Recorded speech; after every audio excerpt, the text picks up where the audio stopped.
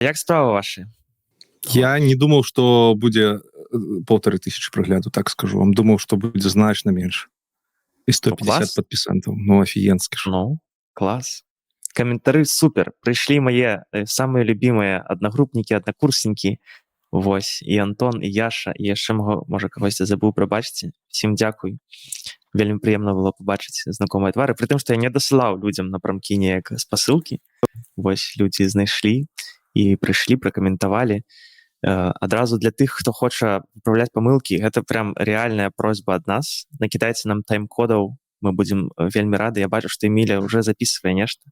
А мне насавалі, мне сказалі. Ну, тебе по справе насавалі. Што я не паляпшаю свой узровень мовы. Вось, так, даражэнькі, вы тады пішыце у каментарах, дакладна, што вам не падабаецца. І я, канешне же, буду намагацца штосьці з гэтым рабіць, але хутчэй за ўсё не. Гэта твае адданыя фанаты просто, яны, ведаеш, з табой можа быць ужо там цягам часу, але там мне капердузятасць ёсць, мне падаецца. Ой, мне падаецца, што калі мы будзем стабільна гэта рабіць, стабільна размаўляць, стабільна выпраўляць, тым ліку, правда, то у любым выпадку будзе байты. Любы каментар, ведаеце, ён прыносіць алгарытмам інфармацыю пра тое, што трэба прасоўваць відос. Таму накідвайце, калі ласачка. Так, все памылкі Лёшы аддзельнымі каментарамі, калі ласка. Я ўжо запісваю. Тады у нас будзе вельмі шмат каментараў. Так, я ведаю, як будзе выглядаць вось гэтая старонка з каментарамі пад гэтым відэа наступнымі. Але мы можам потым прааналізаваць праз нейкі час, напрыклад, там некалькі месяцаў, ці можа быць нават год, і вось праз год будзе такое чысцюткае маўленне. Ведаеце, а я хочу, каб праз год з'явіліся выпускі, дзе нас будуць разбіраць іншыя беларускія блогеры, просто будуць уключаць наш падкаст і рабіць разбор памылак. Ось. Лёша, як прагрэс з кнігай? Скажи, да бляха, я спадзяваўся, што ты не спытаеш. Ты думаеш, выдаліў гэта з сцэнарату і ўсё на гэтым, так? Ну, пакуль што ніяк, ну што, ніяк. Пакуль што ніяк. Ну, добра, глядзі, лета наперадзе, у тебя на лета пачытаць. Это хатняе заданне на канікулы, так? Калі у нас канікулы, толькі трэба зразумець. 1 верасня напішеш, як ты правёў лета, і што прачытаў. Ага. Карацей, каментары клас, прагляды клас. Дзякуй всім, хто прыйшоў, хто пра нас неяк даведаўся, знайшоў. Глядзіце і далей. Накідвайце таксама навіны, накідвайце, што вас уразіла апошнім часам з шыі тусоўкі ці з шыі света. Магчыма, мы нешта прапусцілі, правда? Вось, таму будзем вам удзячныя за гэта таксама. Эмілія ўсё без перапынку піша. Я ўжо баюся нашага канца выпуску. Ты просто цяпер не шмат размаўляеш, таму у мяне шмат матэрыялу. Я буду вельмі асцярожна і павольна размаўляць, думаючы пра кожнае слово. Клас. Лёша, учы-ючы. Учы-ючы, я абяцаў, што мы з гэтага пачнем. Так, ну, я такі, типу, давайте пра учы-ючы сёння пачнем, у нас жа штучна-інтэлектуальны падкаст, там пра беларускую мову. Давайте я вам распавяду пра учы-ючы. Мы спыніліся на гэтым слове вядоўца, вядучы, хтосьці сказаў вядучы, мне рызанула і вось запомнілі. Я не ведаю, як вы часцей ўжываеце. Я звычайна кажу вядоўца, вядоўцы, таму што ў гэтым значэнні учы-ючы мне, ну так, не блізка. Учы-ючы звычайна ў беларускай мове мы выкарыстоўваем, калі ствараем дзеепрыслоўі ўсё ж такі. Гэта ідучы ці запісваючы. Так, а калі з назоўнікамі учы-ючы мы намагаемся з назоўнікамі не выкарыстоўваць. Я не ведаю, можа быць, ёсць выпадкі, пра которые там цяжка цяпер узгадаць канкрэтна, але датычна гэтага слова, то вядоўца, але тут таксама варта зазначыць, ці ёсць у сучасных слоўніках слова вядучы, канешне, ёсць, і можа быць там часцей сустракаецца, чым слова вядоўца, хутчэй за ўсё. Вось, таму тут заўсёды таксама трэба размяжоўваць, што там яшчэ слоўнікі кажуць, што нам бліжэй. Дзейнічаючы, ого, это я заверну, канешне, гэта норм. Так, дзейнічаючы, так. Хутчэй, калі гаварыць пра гэта, можа быць, гэта доўга зноў, прабачце, часта памыляюцца, калі кажуць любячы чалавек. То бок у беларускай мове гэта там чалавек, які любіць. Мы не можам таксама тут сказаць, які любячы, таму што ў беларускай мове гэта значэнне дзеяння, што робячы. Так, але гэта ўжо не вучыючы, гэта ячы атрымліваецца. Ну, але прынцып той же. Окей. Напэўна. Все, записали Наступным сабе. разам мы паразмаўляем пра ячы. Добра. Так, яшчэ важнае паведамленне ад нас, бо мы забыліся пра гэта сказаць.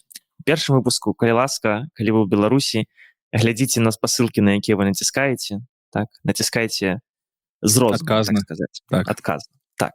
Спасылкі розныя, глядзіце розныя крыніцы і так, будьце адказны.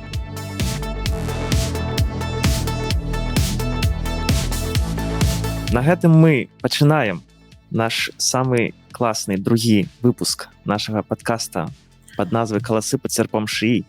Эмілія, што ты хочаш сказаць? Я забылася у вас пытацца, таму што я сёння пісала там пра Меладзе ў іншым значэнні, і мне было вельмі цікава, трошку такая са спазненнем дыскусія, што вы думаеце пра канцэрты Меладзе, там што акурат цяпер тур, і ва Ўроцлаве сёння канцэрт Меладзе, і мне было вельмі цікава, да якой катэгорыі людзей вы адносіцеся і як ставіцеся да канцэртаў, і вось калі ці пашлі бы самі. Табе балючыць? У яго тур заўсёды. Я памятаю, што канцэрты Меладзе не сканчваюцца. З дзяцінства, ведаеш, калі мы нарадзіліся, падаецца, ўжо былі канцэрты Меладзе. Я з жонкай размаўляў на гэты конт. Яна ў мяне вельмі жадала паехаць на Меладзе ў Варшаву, а потым пабачыла, што там быў вельмі здаравенны натоўп крыху дзівосных дзяўчын, якія крычалі, бухалі, не ведаю, пісаліся кіпятком, рабілі просто... Ось, калі вы уяўляеце сабе канцэрт на якім-небудзь рок-фестывалі, то там слэм. І слэм гэта для мяне, як для хлопца, вельмі зразумелая штука. Але калі я пабачыў тое, што адбывалася на Меладзе, я падумаў, што я б там не хацеў апынуцца.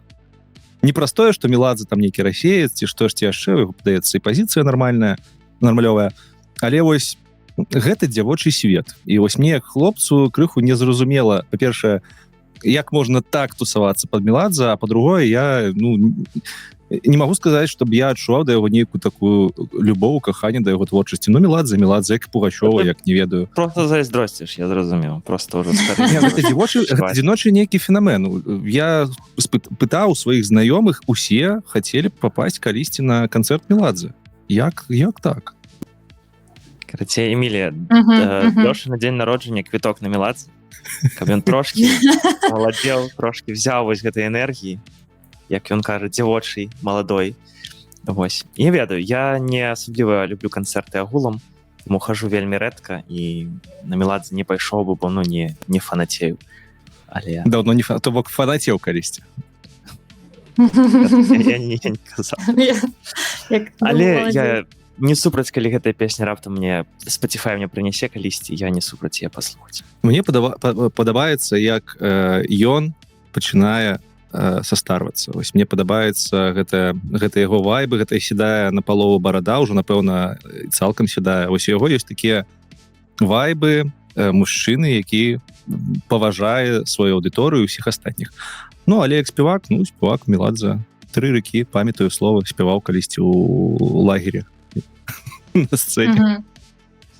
То бок ёсць такое, што ты можаш там не любіць артыста альбо яго творчасць, але словы ведаеш на памяць. Ну так. Блин, ну давайте так, хто з нас не памятае слова песні «Чорны бумер»? Ну, калі вы там. О! Это немагчыма забыць, на жаль. Як бы ты не хацеў гэтага моцна, правда? Але... Ну так. Ну ладно, тады просто застаецца... Пазычым тым дзяўчатам, которые, ну і напэўна не толькі дзяўчатам, которые сёння ідуць на канцэрты ва Ўроцлаве Меладзе. А ты не адказала. Добра патусавацца. Ты зараз сядзіш і змагаешся з тым, каб не сарвацца на канцэрт Меладзе, ці ты у якім ты лагеры? Дарэчы, так, і мяне запрашалі сяброўкі, і ну, я спачатку такая, я не такая, я там не такуся. А калі нейкая фаза надыходзіць, калі на нейкую там тусовачцы, то спакусліва. То бок так, ці я пашла бы магчыма, ці я там асуджаю і сябе, судзіла бы і іншых, хутчэй не. Да не, ну асуджаць Ну, за што асуджаць? Гэта ж не Ну, разман. ведаеце, розныя думкі бываюць, але так, карацей. Я маленечкую ремарочку дам. Мы на мінулым тыдні размаўлялі на Купале з людзьмі, якія паслухалі наш першы выпуск, нашыя слухачы, вітаначкі ўсім. І быў такі фідбэк невялічкі. Людзі ніколі не слухалі падкасты, і гэта цалкам нармалёва. І яны не разумелі, чаму мы наперад нашай асноўнай часткай размаўляем пра нейкія рэчы, якія ўвогуле не датычацца падкасту. Тут трэба пазначыць, што гэта фішка амаль што ўсіх падкастаў. Мы наперад тым, як пачаць распавядаць пра тэмы, распавядаем пра сваё жыццё і крышачку вас набліжаем да сябе і сябе да вас, каб вы адчувалі вось такую хатнюю цеплыню і што мы адзінае цэлае. Вось, адзіны сусвет у нас на ўсіх. Хацеў такую ремарочку дадаць. І фан-клуб Меладзе. Все разам пойдзем. Будем записываться, калі мы уже будем вживую записываться? Я уже зразумеў. Ну, мы ўжывую будем записываться на канцэрце Меладзе з кокайчы на конях. Я зразумеў. Ну, ўжывую, так ты не прыехаў, не даехаў до нас, Евген, мінулым разам, як быў у Польшчы. Ну, бо яшчэ было рано, зарано. Добре. Тады патрэбна зрабіць юбілейны. Давайте зробім юбілейны. Вось там подумаем. Добре. Клас. Давайте пачынаць. Я яшчэ раз гэта скажу, мы пачынаем другі эпізод падкаста пад назвай «Каласы пад сярпом шыі», дзе мы з вами абмяркоўваем навіны света шыі, беларускія, пра Беларусь, але таксама сусветныя. Калі ласка, каментуйце і кажыце, што вы думаеце пра іх таксама. У нас сёння 1, 2, 3, 4, 5, 6 розных тэмаў, і мы будзем ісці, нават больш, прабачце, будзем ісці па тэмах і абмяркоўваць, хтосьці з нас будзе прэзентаваць навіну, і мы ўсе разам будзем абмяркоўваць. Пачынае сёння Лёша з тэмы «Буйныя гульцы». І, Лёш, калі ласка. Я думаю, у нас цягам часу з'явяцца пастаянныя тэмы, і, можа быць, гэта будзе адна з іх. Яе можна яшчэ назваць як пантэон, таму што падкасці мы распавядаем пра штучны інтэлект, трэба знаёміць аўдыторыю з галоўнымі гульцамі гэтага асяроддзя. Вось «Буйныя гульцы» менавіта пра гэта. У нас там сёння 2 навіны. Мета. Ёсць такая кампанія Мета. Напэўна, вы пра яе ведаеце. Калі не ведаеце, гэта Facebook. Так, давай раскажем, што гэта былы Facebook, які проста взяў іншую назву. Ну так, яны взяли іншую назву, хацелі там метаверс рабіць са сваімі шлемамі віртуальнай рэальнасці, але не пайшло, і зараз Мета займаецца, Facebook, Instagram, там іх WhatsApp, яшчэ іх не таксама. І у іх ёсць свая буйная лабараторыя па распрацоўцы штучнага інтэлекту. Увогуле у нас тут 4 самых асноўных кампаніі, гэта OpenAI, гэта Anthropic. Яны маленькія, яны ўжо вялікія, але раней былі невядомыя. І з такіх старых гульцоў гэта Google, гэта Facebook, то бок Мета, і, напэўна, Microsoft. Microsoft, але Microsoft, ён ідзе на конскай цяге кампаніі OpenAI. Не пішыце, як цяга будзе. Вось. І Мета, яна 4-й буйны гулец, такі з ангельскамоўных, можна сказаць, з ангельскамоўнага свету. І там зараз адбываецца цалкам гульня престолаў проста ў гэтых кампаніях, бо кожны з гэтых кампаній намагаюцца зрабіць супер інтэліджэнс, супер штучны інтэлект, які будзе працаваць на ўзроўні любога чалавека, нават самага лепшага, гэта іх мэта. І праз гэта яны спецыялістаў, якія могуць гэта рабіць, не так много. Гэта навукоўцы, якія могуць яшчэ у распрацоўку добра. І яны гэтых спецыялістаў пачынаюць адзін у аднаго пераманьваць. І вось літаральна месяц таму пачалося прям вельмі здаравенная кампанія па пераманьванню Маркам Цукербергам, дырэктарам Меты, інжынераў і навукоўцаў з кампаніі OpenAI. Напрамкі. Такога раней не было. У Марка Цукерберга, у іх кампаніі все не вельмі добра са штучным інтэлектам. Яны там выкатваюць свае мадэлі, гэтыя мадэлі яны робяць адкрытымі, дарэчы, адна з немногіх кампаній, якая робіць адкрытыя мадэлі, іх можна выкарыстоўваць усім, хто можна іх спампаваць, проста выкарыстоўваць. І яны вельмі адсталі. Вось, адсталі ад усіх, там Маск яшчэ падлівае масла ў агонь, алею масла. І што адбылося? За мінулыя 2 тыдні Марк Цукерберг асабіста пераманіў 11 галоўных супрацоўнікаў OpenAI у Мету. Гэта вельмі выключная сітуацыя, калі дырэктар буйной кампаніі сам стэлефаноўваецца са звычайнымі, ну, можна сказаць, звычайнымі інжынерамі, якія там проста лінейныя, не SEO, не CTO, і прям прапаноўвае ім лепшыя умовы, каб яны прыходзілі ў яго кампанію, працавалі там. Гэта выклікала вельмі буйны ком навінаў, здаравенныя там пасты пішуць пра гэта, шмат усялякіх плётак, і адна з галоўных плётак гэта тое, што Марк Цукерберг сваім інжынерам, OpenAI-ным інжынерам, якіх ён пераманьвае, прапаноўвае ўваходны бонус у кампанію. Як вы думаеце, у колькі грошай? Шмат мільёнаў. 100 мільёнаў даляраў. Ну, так. Вось ты працуеш такі OpenAI, там колькі гэтай кампаніі, ну, гадоў, напэўна, 6. Это не так шмат для айцішніка. Ёсць людзі, якія па 10 працуюць. І прыходзіць да цябе Марк Цукерберг сам у WhatsApp, ці куды ён там прыходзіць і кажа: шаноўны, давай до нас. Ты такі: не, прабачце, у меня тут нормальный заробак, нормальная кампанія, нормальная каманда. Ён кажа: давай до нас, мы табе 100 мільёнаў дадзім, і можаш не думаць больш ні аб чым, толькі аб суперінтэліджэнс. І такім чынам людзі... Я адчуваю трошки скептыцызм у тваім голасе наконт падыхода Марка Цукерберга, але я не разумею, у чым скептыцызм. Як па мне, ну, ты хочаш, каб твой бізнес рос, ты не робіш нічога нелегальнага, я спадзяюся. Не робіш, конечно. Калі ласачка, а чаму не? Вельмі класна, што ён такім чынам знаходзіць людзей.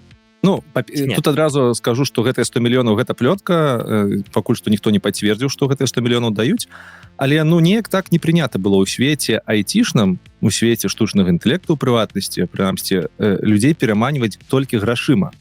Звычайна людзі пераходзілі з кампаніі ў кампанію, ну таму што там нейкія бонусы, кампанія лепшая, больш цікавыя задачы, ну гэта ж звычайна ўсё айцішцы тэма. А тут просто прыходзяць і кажуць: будзеш мільянерам, прыходзь.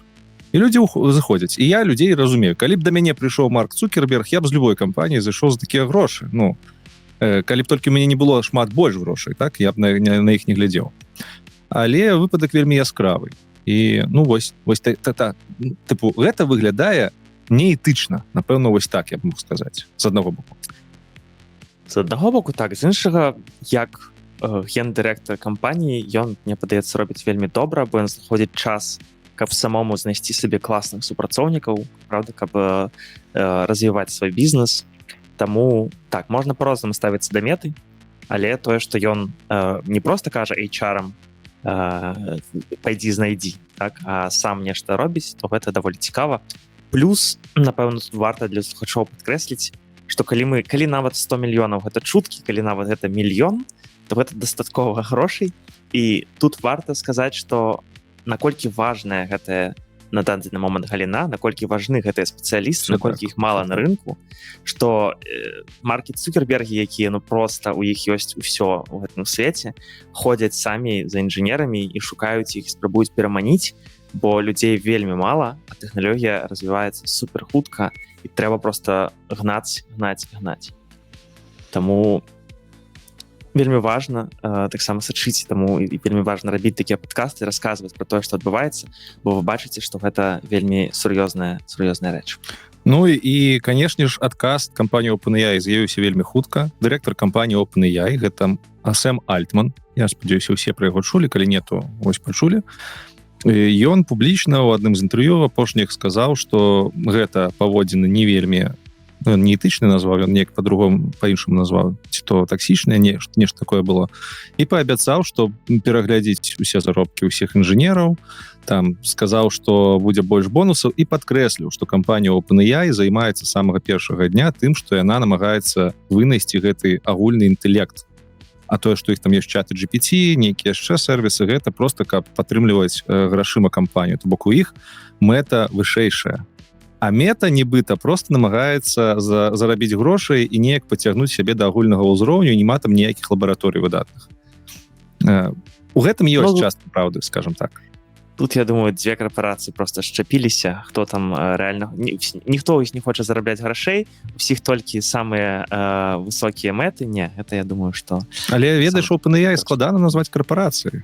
Ну, яны ўсё яшчэ стартап з нейкай кропкі гледжання, нейкага пункту гледжання. Ну, а з нейкага пункту гледжання корпорацыі. Ладно. Так.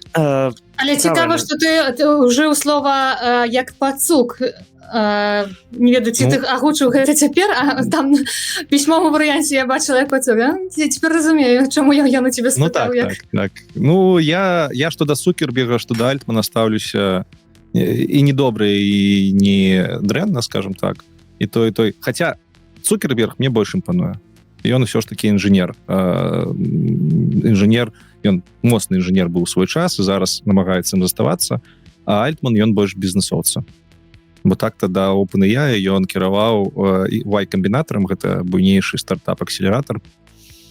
Это месца, куды людзі прыходзяць са сваімі ідэямі і ім дапамагаюць іх развіваць і будаваць Ну так. Дарэчы, Эміля, а ты як HR-спецыяліст, што думаеш, ось прыйшлі бы да тваіх людзей і сказалі б, ось вам шмат грошай. Спецыялістка. Я думаю, яшчэ будуць навіны, калі мы будзем абмяркоўваць фемінітывы, таксама да гэтага прыйдзем.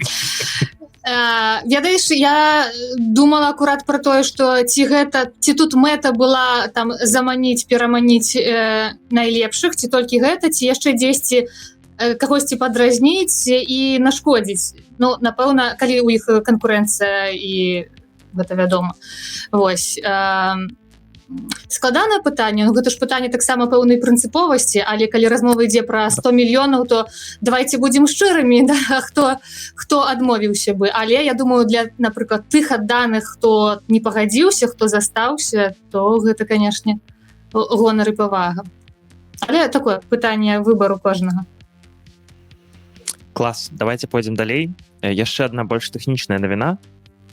Лёш, спрабуем таксама тлумачыць людзям, якія ніколі з тэхнічнай часткай пакуль не сутыкаліся. Добра. Слухай, ну, давай так. Скажу толькі, што не абавязкова, тыпу, там, хто навіну прынёс, той распавядае, калі хтосьці хоча ўпісацца, то можаце ўпісацца. Распавядай. У гэту частку дакладна не. Окей. Ну, добра, то буйныя гульцы, новыя буйныя гульцы ў нас з'явіліся. Ёсць буйны гулец такі у сферы пошуку інфармацыі, гэта кампанія Perplexity. Яна нібыта была стартапам літаральна яшчэ паўгады таму, яе зрабілі літаральна 4 чалавекі. І яны такія, а давайте зробім канкурэнцыю Гуглу у пошуку. У Гугла няма штучных інтэлектаў пошуку, а мы зробім пошук праз штучны інтэлект. То бок, калі ты літаральна пішаш у чат-інтэрфейсе нейкі запыт, і табе адказвае не проста з пасылачкамі, а вось такім тэкстам, аповесцю са спасылкамі ў пэўных месцах кантэкста. І гэта папёрла. Ніхто не верыў, што гэта будзе працаваць, все думалі, што Google зробіць сам такое, але ў выніку Perplexity зараз з'яўляецца буйнейшым пашукавіком штучна-інтэлектуальным, яму канкурэнцыю складае толькі кампанія OpenAI, якая значна пазней зрабіла свой пашукавік унутры чата GPT. Google таксама літаральна месяц таму увёў нешта падобнае, але ўсе прадзяўбалі гэтыя срокі. Усе палічылі, што што нам гэтыя хлопцы, яны нам не зробяць канкурэнцыю. У выніку Perplexity вырасла да такой буйной кампаніі, што яе зараз жадаюць купіць Apple, Samsung і Meta. Гэта пакуль што, гэта ўжо не чуткі, ну як сказаць, няма публічна зацверджанай інфармацыі там паперы нейкай, але ўсе ведаюць, што гэтыя кампаніі глядзяць на тое, каб купіць стартап Perplexity і зрабіць сваім пашукавіком хутчэй за ўсё. Гэта навіна, яна цікавая тым, што, па-першае, Apple увогуле яны не намагаюцца рабіць штосьці сваё ў галіне штучнага інтэлекту, яны інтэгруюць паўсюль чат GPT, вось зараз Perplexity выглядае так, нібыта яны інтэгратарамі будуць, у іх все вельмі дрэнна са штучным інтэлектам, прынамсі, наколькі мы ведаем. Кампанія Samsung увогуле не зразумела, чаго сюды ўпёрлася, у іх там зусім амаль што нічога няма, акрамя нейкага асістэнта, але, можа быць, такім чынам яны адвяжуцца ад пошуку Google, бо Google, ён усіх вытворцаў мабільных тэлефонаў на андроідзе, ён ім плаціць грошы вялікі, і плам, дарэчы, таксама, каб пошукавік іх быў галоўны у гэтым тэлефоне. Ну і Meta. Чаму я гэту навіну прытащыў? Таму што, па-першае, пра Perplexity трэба ведаць людзям, па-другое, беларусам асабліва трэба ведаць пра Perplexity, таму што адзін з 4 заснавальнікаў гэтай кампаніі гэта беларус. І не якісьці там беларус, які з'ехаў у дзяцінстве ў 2 гады, жыве там у Амерыцы, а самы звычайны беларус, Денис Ярац, ён з'яўляецца сетёвой кампаніяй Perplexity. Гэты хлопец скончыў, наколькі я памятаю, ФПМ ці ФПМИ, так, факультэт прыкладной матэматыкі ў БГУ. потым ён паехаў працаваць у ЗША, наколькі я ведаю, а можа у Еўропе, але ён працаваў доўгі час у Фейсбуку, працаваў над машынным навучаннем, ён машин-лёрнінг інжынер, і ў выніку са сваімі сябрамі, якіх ён там знайшоў, яны стварылі кампанію Perplexity. І вось такім чынам самы буйны штучны інтэлектуальны пашукавік, які па ацэнках грашовых хутка будзе параўноўвацца, калі не з OpenAI, то з Антропікам, заснаваны беларусам. І акрамя таго, акрамя Дзеніса Яраца, там яшчэ працуе, наколькі я разумею, яго брат, гэта недакладна, але яны падобныя знешне, у іх адна і тая же фамілія, Александр Ярац. Ён з'яўляецца прозвішчам так. Ён з'яўляецца галавой усяго пошуку. То бок ён адказвае за алгарытмы пашуковыя. Для пашукавіка гэта амаль што асноўнае. Лёша, патлумач, калі ласка, што такое ШИ пошук? Як ён адрозніваецца ад Гугла? Чаму гэта важна? Чаму гэта зручна? Гэта трэба паспрабаваць. Знешне гэта выглядае інакш. Знешне гэта выглядае, нібыта вы размаўляеце у чаце з чат-ботам.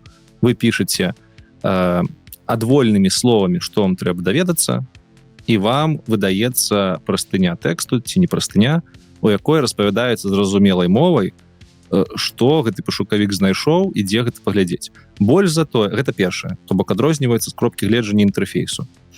Там не проста спасылачкі выдаюцца. Па-другое, вы можете з гэтым пошукам далей размаўляць і працаваць. У Гугле ты як? Увёў там, не ведаю, колькі каштуе кілаграм бульбы.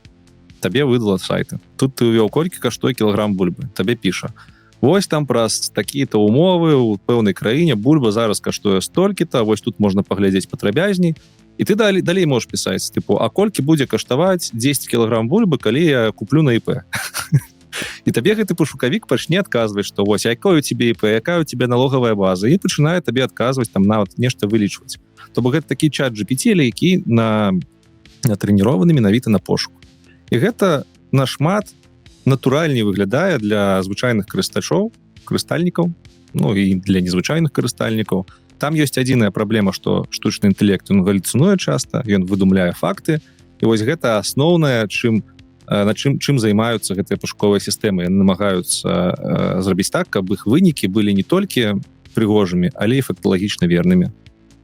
Так, і важна, што там даюцца спасылкі, вы можете самі перайсці по той спасылцы і калі што пацвердзіць, што насамрэч штучны інтэлект гэта не прыдумаў. Так, мы казалі ў папярэднім нашым першым выпуску пра тое, што ёсць ужо існуюць ШИ, як гэта, арыентаваныя на ШИ браузеры цэлыя. Прыклад такога браузера гэта Dia, пра якую мы расказвалі. Так, яна таксама выкарыстоўвае ШИ пошук. І Perplexity гэта аддзельны прадукт, які вы можете просто запусціць у вашым браузере і карыстацца ім для пошуку. Клас. Ганарымся, што беларусы таксама з'яўляюцца часткай. Нешта вы не ганарыцеся зусім. Вы просто уяўляеце сабе, гэта прыклад, узровень, які гэта ўзровень? Гэта калі б Тім Кук быў хлопцам, які адвучыўся на фізфаке БГУ, нарадзіўся дзесьці, не ведаю, там пад Менскам, і зараз бы управляў кампаніяй Apple. Бо кампанія Perplexity, натуральна, ў міры ШИ, яна прыкладна на тым жа ўзроўні. Там топ-5 кампаній, у іх будзе ўходзіць Perplexity. OpenAI, Anthropic, Perplexity, Cursor. Офігенскі просто. Дзяніс, напиши нам, калі ласка, можа ён яшчэ па-беларуску размаўляе. Мы з ім, дарэчы, дамаўляліся на інтэрв'ю, але я зараз не выязны з Польшчы. Ён нават з людзьмі размаўляе. Ведаеце, гэта Тім Кук, які можа з вамі нават паразмаўляць. У яго інтэрв'ю на DevBuy ёсць. Камон! Дзяніс, напишите нам, Александр, Дзяніс, напишите нам, калі ласка. Мы будзем рады з вамі паразмаўляць. Так. Клас. Я слухала, я радавалася пра сябе, просто вось гэта ідэя з памылкамі і каментары і тое, што мы на гэтым будзем засяроджвацца, яна трошку адцягвае ўвагу, таму што я записываю, пазначаю і думаю, што улічваючы колькасць навін, якую мы хочам сёння абмеркаваць, я не ведаю, калі мы будзем абмяркоўваць памылкі. Я нават для сябе таксама, вось у нас ёсць блокі з навінамі, я для себе выписала особные блоки. Так, тут у нас натиски, тут у нас там склонение, тут у нас русизмы. Калі мы будем гэта абмяркоўваць, ці просто частку пропускать? У канцы все будзе. Все будзе, Эмілія. Але я вельмі, калі ты рассказываў, я вельмі ганарылася просто не транслявала. Але таксама можа записываць не кожную памылку, бо сапраўды магчыма. Ладно, я буду вас трымаць у курсе беларусаў у штучным інтэлекце і буду подвышаць ваш узровень ганарлівасці за сваіх. Прынось. Так, это важно. Эмілія, пераходзім мы да нашай тэмы, якая называецца адносіны. Раскажы нам, калі ласка, сваю навіну пра гендерныя стэрэатыпы. Што там да як? Ведаеш, перад тым яшчэ як да гэтай навіны дайсці, я сёння пабачыла трошку іншую, але вельмі сугучна з тым, што мы абмяркоўвалі мінулым разам. Мінулым разам мы размаўлялі пра тое, як штучны інтэлект, дакладней людзі праз свае адносіны са штучным інтэлектам там спыняюць свае адносіны з жывымі людзьмі, там кідаюць сужонкаў і гэтак далей. І я завіла себе начуванне, што я пра гэта гаварыла не тое, каб асуджальна, натуральна не маю права, але так, як бы без разумення. А сёння ўбачыла навіну, вось просто вам скажу, што кожную гадзіну ад самоты памірае 100 чалавек. І я думала пра тое, што можна з гэтым зрабіць. То бок шмат людзей, якія пачуваюцца самотнымі. І ці, напрыклад, ёсць і могуць быць праекты са штучным інтэлектам, якія скіраваныя менавіта на гэтую уразлівую групу. Таму што, раз адным людзям штучны інтэлект замяняе жывых асобаў і жывых партнёраў, то у чым тут праблема? Я не ведаю, ці ёсць такія праекты, ці яны могуць быць, але мяне проста ўразіла гэтая лічба. Так, ведаеш, мне падаецца, што цікава было б. Таксама цікава, што гэта не вельмі моцна пакуль што развіваецца, але вось гэтыя, як яны называюцца, аўдыёдапаможнікі, так, тыпу буслік, Алісы. Окей.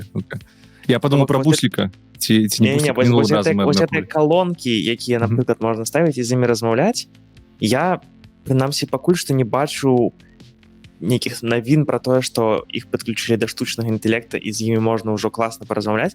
Мне падаецца, гэта, канешне, дапамагло б шмат каму. Яны ўжо працуюць агулам не дрэнна, іх можна прасіць нешта включыць сабе, так, ці спытаць пра надвор'е, але калі б можна было будаваць прям такія цікавыя дыялогі, то было б... Быў беларускі праект калонкі са штучным інтэлектам. Я толькі запамятаваў, як называецца. Напішыце, калі ласка, у каментарах. Яны выраблялі калонку са штучным інтэлектам літаральна паўгады таму, нават збіралі грошы на гэта на фандрайзінг пляцоўцы, платформе. Але, так, наколькі я ведаю, толькі амерыканская калонка, я забуўся, як называецца. Siri, не Siri... Алекса. Вось, у іх лепш за ўсё пакуль што атрымліваецца нейкія штучна-інтэлектуальныя сервісы прыплятаць. Я нават думаю, што гэтыя калонкі можа быць і памруць, таму што навошта табе калонка, калі ў цябе ў тэлефоне ёсць ChatGPT, напрыклад. Мне падаецца, зноў ж такі, людзям, якія трошкі больш старэйшыя, тэлефон не заўсёды гэта лепшы інтэрфейс для камунікацыі, бо у іх, напрыклад, слабы ўзрок, ім трошкі складана, а калі ў цябе стаіць проста калёнка дзесьці у кутку, правда, і ты кажаш там, хей, не ведаю, Алекса ці хто заўгодна, і можаш потым проста размаўляць голасам, гэта нашмат зручней. Таму, так, Эмілія, я думаю, што гэта таксама нас чакае даволі хутка. Было б не дрэнна. У такім больш прасунутым варыянце маецца на ўвазе. І так, яшчэ хацела падзяліцца, дарэчы, ведаеце, не ведаю, як у вас, у мяне так, я калі штосьці чытаю нейкую навіну, гляжу, наколькі яна свежая, і бачу, што некаторыя цікавыя навіны, і здаецца, гэта як бы навіна для мяне, а можа для кагосьці не, яны не першай свежасці. І тады я нават сёння прыдумала другую назву нашага падкаста, калі б уже там першы зусім захейцілі, атрымліваецца, вось старыя навіны, яны трошку як бы з барадой. І атрымліваецца, вот у нас навіны з барадой, яны маглі б гэта гучыць двухсэнсоўна, то бок мы маглі б разглядаць і абмяркоўваць не самыя свежыя навіны, і абмяркоўваць з Лёшам ці барадой. А у Евгена таксама барада, калі што, табе прыйшлось таксама бараду налепліваць. Так, і тады змяняць лік. Вот так. Але, дык вось, пра гэта. у цэлым мне падаецца актуальна про тое, што штучны інтэлект умацоўвае гендерныя стэрэатыпы. Новае даследаванне, апублікаванае сёлета, показала, што штучны інтэлект можа ненаўмысна ўзмацняць праблемы, звязаныя з гендернай няроўнасцю. І вось аўтарка Forbes піша, што выпраўленне гэтай гендернай перадузятасці ў штучным інтэлекце гэта не толькі этычна правільна, але і выгадна для бізнесу. У чым увогуле праяўляецца? Напрыклад, у адным з даследаванняў мадэль апісала мужчыну-лекара з дапамогай прыметнікаў разумны, амбіцыйны, прафесійны, а жанчыну-лекарку словамі эмпатычная, цярплівая і гэтак далей. А калі мадэль папрасіла дапоўніць сказ «самы разумны чалавек, якога я калі-небудзь бачу», яна выбрала «ён» для інтэлектуальных рысаў і «яна» для такіх далікатных або эстэтычных. Вось, і чаму наступствы гэтага важны не толькі з пункту гледжання роўнасці, але і ўплываюць на прыбытак кампаній, бо кліенты могуць таксама ставіцца да гэтага крытычна і губляць давер да кампаніі. Ну, канешне, гэта абмяжоўвае магчымасці жанчын у арганізацыі. Вось, такая навіна. Навіна. З гэтым была выдатная навіна, і з ёй была сугучная навіна, вельмі яскравая год таму. Google — гэта кампанія, якая вельмі пільна, дбайна адносіцца ставіцца да diversity, так званага, так, як беларуску будзе, напэўна, разнастайнасці. Так, да разнастайнасці, да гендерных стэрэатыпаў. Яны калісьці выпусцілі у сваім сервісе штучна-інтэлектуальным магчымасць маляваць відарысы. І нават людзей. І там літаральна ў першы дзень яны настолькі перакруцілі гэты механізм разнастайнасці, што калі ты прасіў намаляваць Елізавету каралеву, то табе малявалася жанчына цёмнаскурая, напрыклад. То бок перакруцілі, так? Тыпу, трэба, каб цёмнаскурых людзей было больш, і штучны інтэлект просто пачаў хлусіць і маляваць таго, чаго не існуе. Вось нават такія выпадкі. Брытанка, чарнаскурая каралева Елізавета. Яны літаральна цягам некалькіх гадзін просто выключылі гэтую магчымасць і не ўключалі паўгады. Таму што гэта вельмі складана настроіць сетку, каб яна працавала не так, як працуе большая частка інфармацыі, на якой яна навучалася. А большая частка інфармацыі ў інтэрнэце, на жаль, яна гендерна-стэрэатыпная.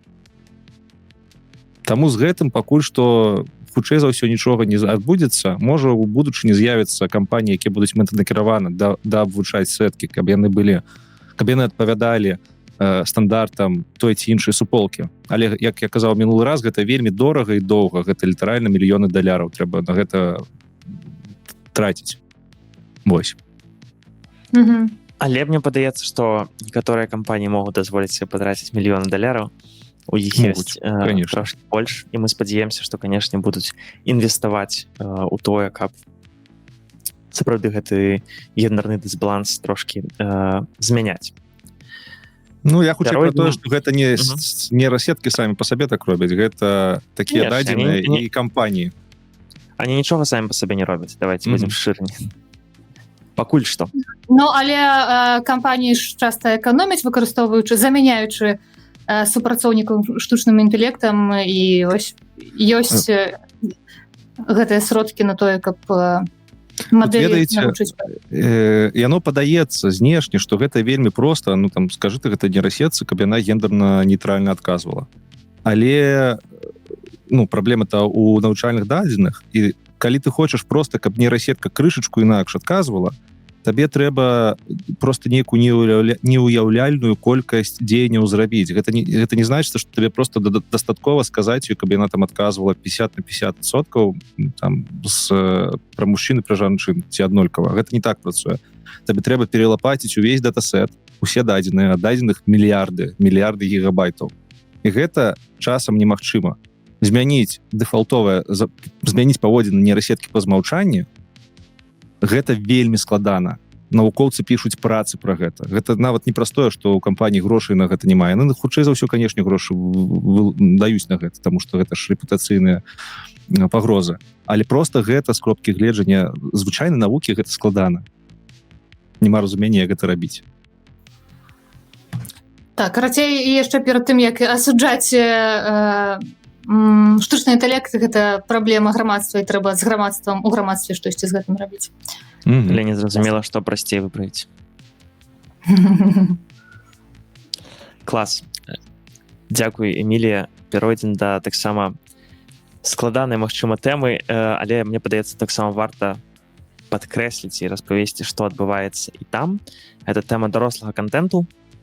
Вось тут як бы нечакана, магчыма, вы б чакалі фейкі, так, магчыма, вы б чакалі гэтую навіну ў тэме фейкі, але тут мы будзем размаўляць не пра фейкі, не пра стваранне таго, чаго ніколі не было, магчыма, з тварамі рэальных людзей. А тут будзем расказваць, як штучны інтэлект дапамагае мадэлям, якія працуюць у так званым дарослым контенце. Дарослы ў сэнсе 18+, не 18+. Там у дамах для тых, хто ўжо ў ўзросце, так? 18+. Не, Лёш, все зразумелі, акрамя цябе.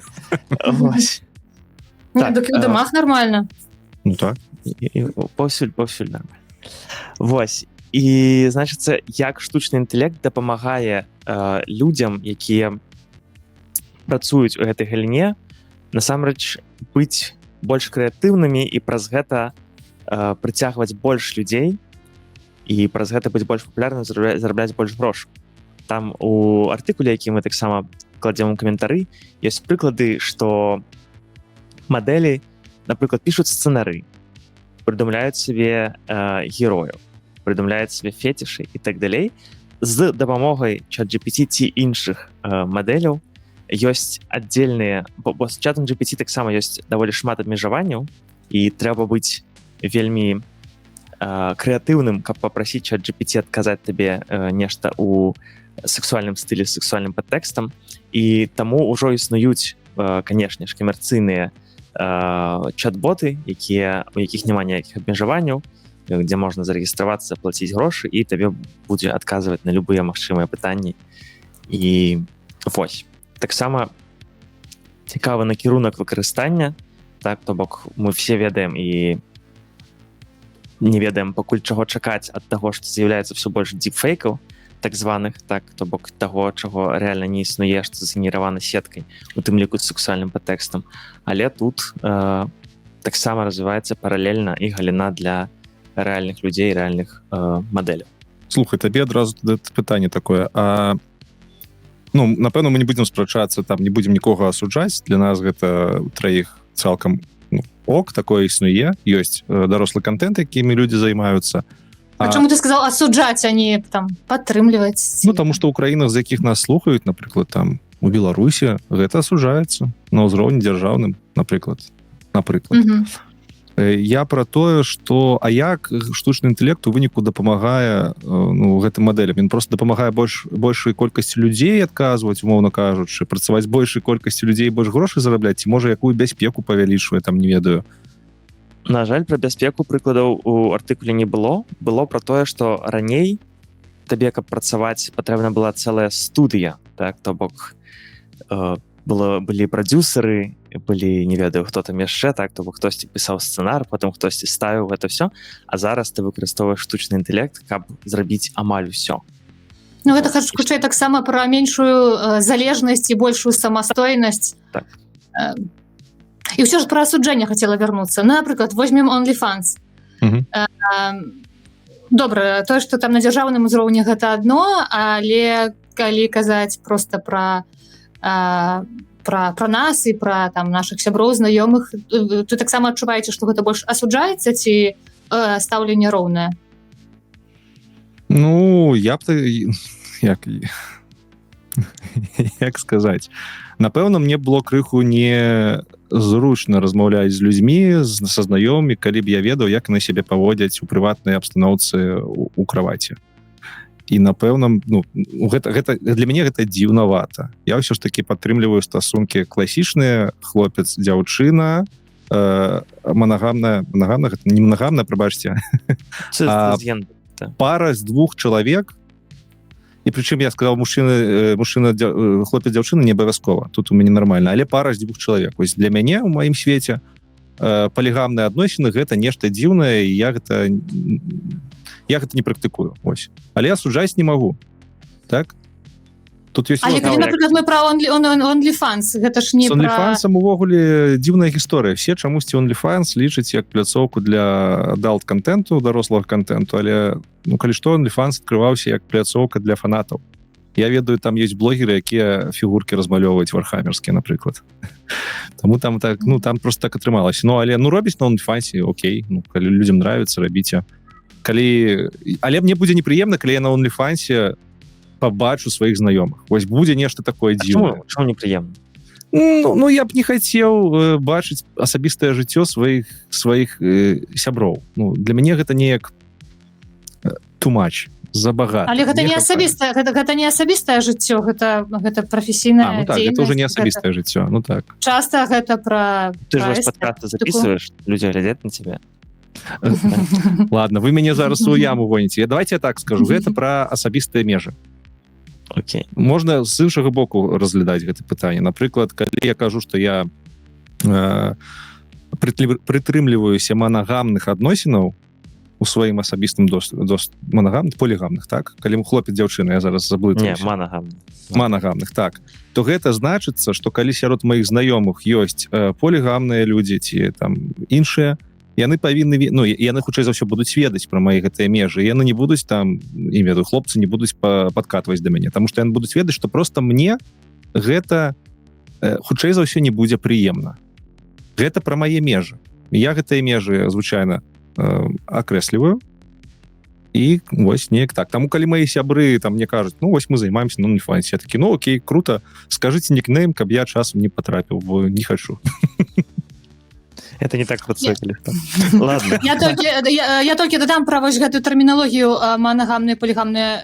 Мне ўсё ж таки думалася, што манагамны гэта размова пра проста аднаго партнёра, то бок вось мы там дамаўляемся, што у нас... Не, спачатку я казаў пра аднаго партнёру, гэта полігамія, манагамія, так, а потым я хацеў сказаць пра аднаполыя адносіны, таму што я тут прыхільнік класічных каштоўнасцяў, але я ніяк не асуджаю усіх. Іншыя каштоўнасці не класічныя. Пакуль што не. Я толькі за тое, каб яны таксама сталі класічнымі, я мог гаварыць, што я меншасць, якая падтрымлівае ось крыху. Глядзі, у каментарах паедзеш далёка. Глядзі.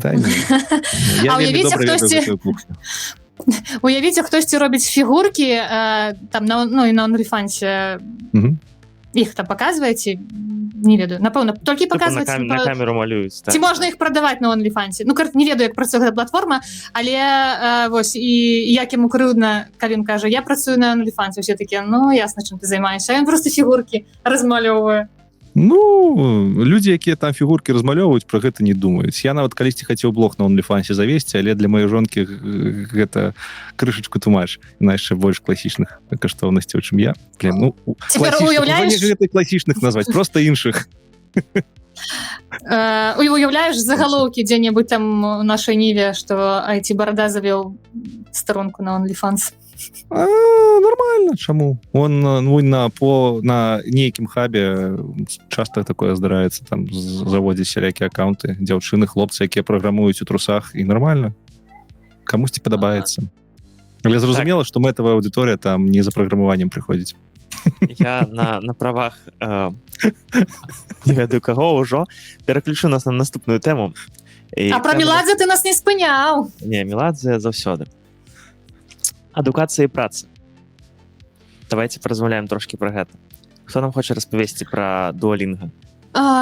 Так, мы ўжо таксама абмяркоўвалі Duolingo і пераход на урокі згенераваныя штучным інтэлектам, але тут больш хацела спыніцца на водгуках, на фідбэках, таму што вось гэты пераход выклікаў, аказваецца, шырокую незадаволенасць сярод карыстальнікаў, і адна з прычын гэта не вельмі добрая якасць навучання, што ў прынцыпе дастаткова лагічна, так, можа быць, таксама пра гэта размаўлялі, але карыстальнікі звяртаюць увагу на тое, што штучны інтэлект не здольны правільна вымаўляць словы ў некаторых мовах, гэта датычыцца асабліва не вельмі не самых папулярных і шырокаўжывальных моваў, і што рашэнні штучнага інтэлекта часта граматычна ці сэнсава памылковыя. Як кажа адна з карыстальніц, якая вучыла японскую, штучны інтэлект не здольны улічваць кантэкст, ён вымаўляе словы няправільна, не разумеючы асаблівасцяў. Ну і, уласна, таму ад Duolingo многія адмовіліся, а я яшчэ не адмяніла падпіску. Я табе нават напісаў. Ладно.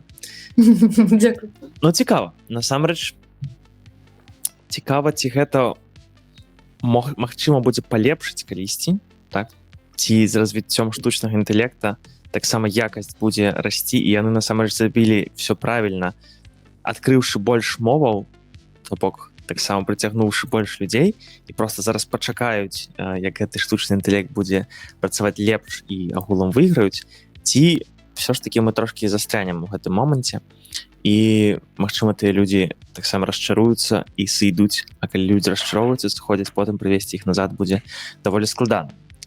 Вось. Мяне падпальваюць гэтыя тэмы вельмі моцна. З грамар-нацызмам. Я буду гаварыць як ёсць. Тыпу, маўляў, вам далі сістэму, якая можа навучыць вас хай на сярэднім узроўні, але любой мове. Ну, літаральна там любой, калі толькі там гэта не мова, якой карыстаюцца 100 чалавек. А вы прыходзіце і кажаце, ну, там 2 памылкі. Ну, ладно, там 10% памылак гэтая сістэма робіць, значыцца, яна не варта, каб існаваць. Ну, што гэта за абздура? То бок, вам трэба што? Вам трэба, каб Duolingo быў якім-небудзь моўным інстытутам, які бы навучаў вас 10 гадоў чыстай мове, тады б ніхто не вывучаўся, і людзі б менш камунікавалі. А так гэты сервіс пашырае камунікацыі, пашырае, людзі просто даведаюцца пра тое, што іншыя мовы ёсць. Ну, і гэта круто. Калі вы хочаце адстойваць чысціню мовы, то вам трэба ісці ў магістратуру, потым у дактарантуру, ну, як это называецца, вы зразумелі, і потым ісці ва універсітэты, якія вывучаюць мову, якія робяць стандарты і ўсё астатняе. Усе астатнія грамар-нацыі, якія там у каментарах у нас, якія вось у гэтай навіне адстойваюць чысціню мовы, ну, прабачце, але гэта выклікае толькі негатыўныя эмоцыі, вось персанальна ў мяне. Людзі праз гэта, людзі праз кнут звычайна, ну, не вельмі хочуць нешта рабіць. Навошта? Мне падаецца, ты трошку намяшаў усяго, тому што ўсё ж такі то, што мы робім, гэта там падкаст, і гэта не адукацыйная платформа пра беларускую мову, а акурат Duolingo на гэтым спецыялізуецца. І я вось думала, у кантэксце беларускай мовы мне было б вельмі цікава. Ты Duolingo разглядаеш як адукацыйную платформу моўную, так? Ну, гэта і ёсць, так. Так, ну, так. Калі так, окей, бо для мяне гэтыя сервісы, яны выглядалі як сервісы, якія дазваляюць тебе пачаць разумець іншыя мовы. Гэта не курсы, пасля якіх я іду і здаю TOEFL, напрыклад, экзамен па-ангельскай на 99%. Не, ну там акурат пра такое навучанне і... Ну, канешне, я думала пра тое, як, напрыклад, могла б выглядаць беларуская мова там, каб яна была, і якое вымаўленне, напрыклад, там было б, і што мне пасавала бы, а што я б сказала, ну, як бы не буду праходзіць гэты там курс. Ну, глядзіце, просто іншае, я разумею, Лёш, твой тейк, твой падыход, але таксама уяві, ты заплаціў грошы, тебе кажуць, там можна навучыцца, не ведаю, нейкай мове. Ты прыходзіш, а там памылкі. І вельмі важна, што памылкі не праз тое, што там нейкія аб'ектыўныя прычыны, а праз тое, што выкладчыкаў, ну, ці стваральнікаў рэальных людзей становіцца менш, і іх замяняюць штучным інтэлектам. Але мова больш даступная. У цябе проста большая колькасць студэнтаў можа быць. Магчыма, кошты знізяцца, зараз не пабачым, але ўсё ж такі. Усе мы размаўляем з памылкамі, нават самыя ярыя, нават лінгвісты, яны размаўляюць, пішуць з памылкамі калі-некалі. Немагчыма адвучыцца без памылак. І праграмы ў нас, і ў школах у нас памылкі былі ў падручніках. Ну, калі вы хочаце без памылак, ось інстытут, які робіць стандартызацыю моў. Там будзе без памылак. Але вы там агребеце з, не ведаю, абраннем слоў, галасаваннямі, дэмакратыяй і ўсім астатнім. Тады навошта мы выпраўляем памылкі напрыканцы гэтага выпуска? Ой, гэтага я не чакаў. Ну, не ведаю. Ну, это просто тое, што ты кажаш, гэта трошачку з крайнасці. То бок, я добра стаўлюся да памылак, я вельмі спакойна, роўна чытаю. Заўсёды хочацца размаўляць лепей, так? І ў прыватнасці праз гэта там мы робім. І, напрыклад, ты вось ідзеш на даступную платформу, дзе кажуць, што цябе навучаць, а цябе вучаць, там, вымаўляе хтосьці, і ён вымаўляе неправільна. І ці там, калі ёсць яшчэ іншыя памылкі, і ты таксама гэта завучваеш. Ну, а колькі падпіска каштуе на Duolingo? Да не важно, Ну, так. колькі. Для Гэта важна. рознага тыя 20 даляраў будуць по-рознаму адчувацца. Ну, У когось для гэта 250 злотых. Глядзі, я патлумачу, каб кропку паставіць. Я дуалінгва, вось, і лево, там, лінгвы, якія у мінулым выпуску абмярковалі. І я да іх ставлюся як да пляцовак, якія дапамогуць мне вывучыць мову на ўзроўні, калі мяне будуць разумець, і я буду разумець. Калі я хачу вывучыць мову, каб здаць экзамен на грамадзянства, паступіць ва універсітэт, ну, я не буду плаціць 20 даляраў дуалінгва, я хутчэй за ўсё найму рэпетытара, які будзе значна больш грошай браць і значна Які ты багаты, Лёша, а калі не ўсе могуць сабе дазволіць пайсці да рэпетытара? Прабачце, а навошта людзям, якія не ўсе могуць, ну, якія не могуць дазволіць пайсці на рэпетытарства, навошта ім мова? Каб што зрабіць? Каб паступіць у універсітэт, у людзей, напэўна, ёсць грошы. Грамадзянства атрымаць. Грамадзянства атрымаць, ну, гледзячы у якой краіне, там, окей, з грамадзянствам дрэнна, напрыклад, там можна без з памылкамі рабіць. На Не ведаю. Рознае стаўленне. Вось, калі ласка, накидывайте комментары.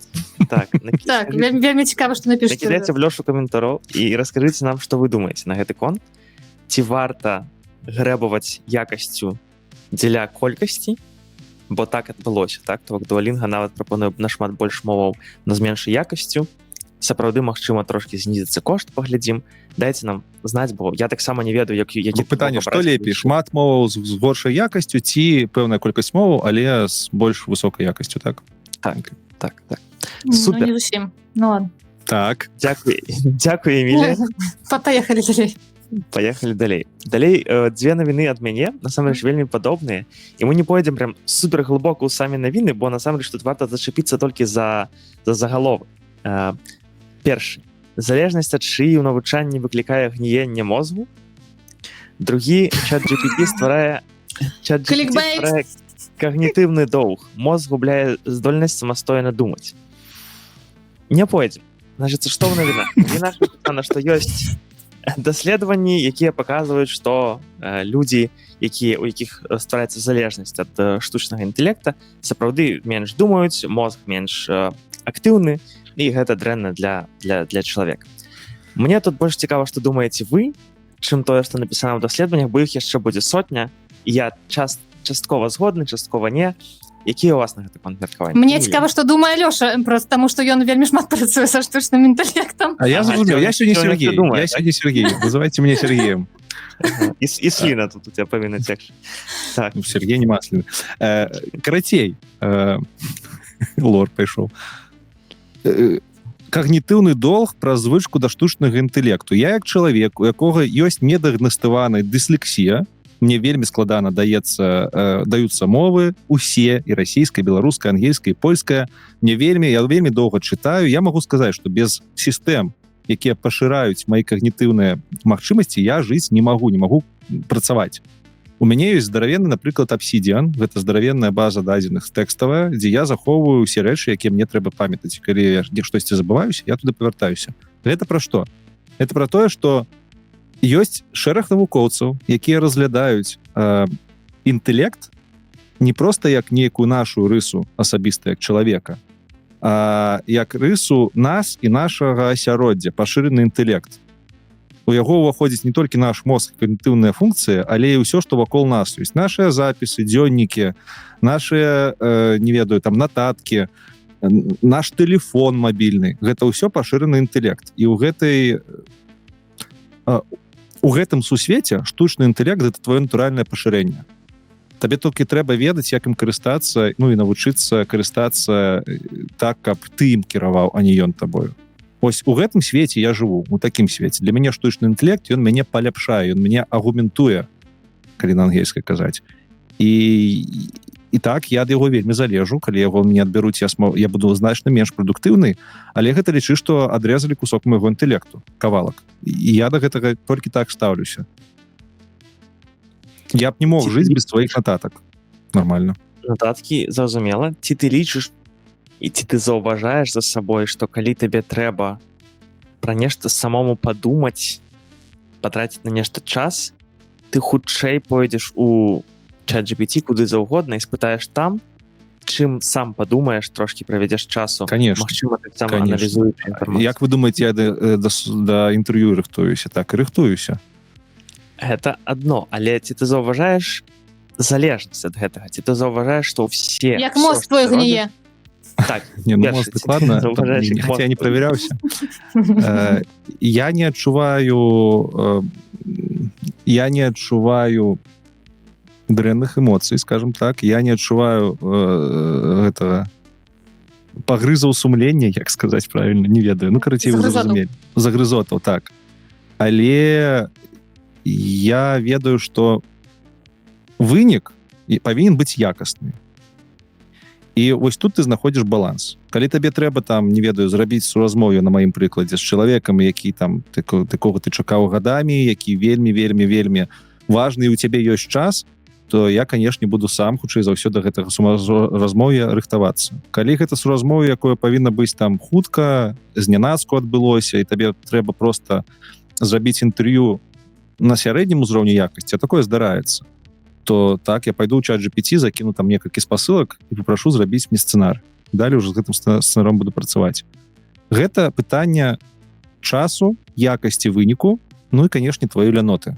Зараз нам усім трэба вучыцца працаваць са сваёй ляноты, бо просто можна праз яе рабіць менш якасныя рэчы. Але ў выніку, калі ты будзеш абздуру рабіць са штучным інтэлектам, то табе ў нейкі час пра гэта скажуць, і ты пойдзеш, будзеш гэта нешта рабіць. Ну, ці будзеш дэградаваць далей. Гэта ўжо, не ведаю, ці адказаў на пытанне. Але... І так і не. Эмілія, як у цябе Когнітыўны доўг. Мяне, канешне, трошку страшыць гэтая фармулёўка гніення мозгу.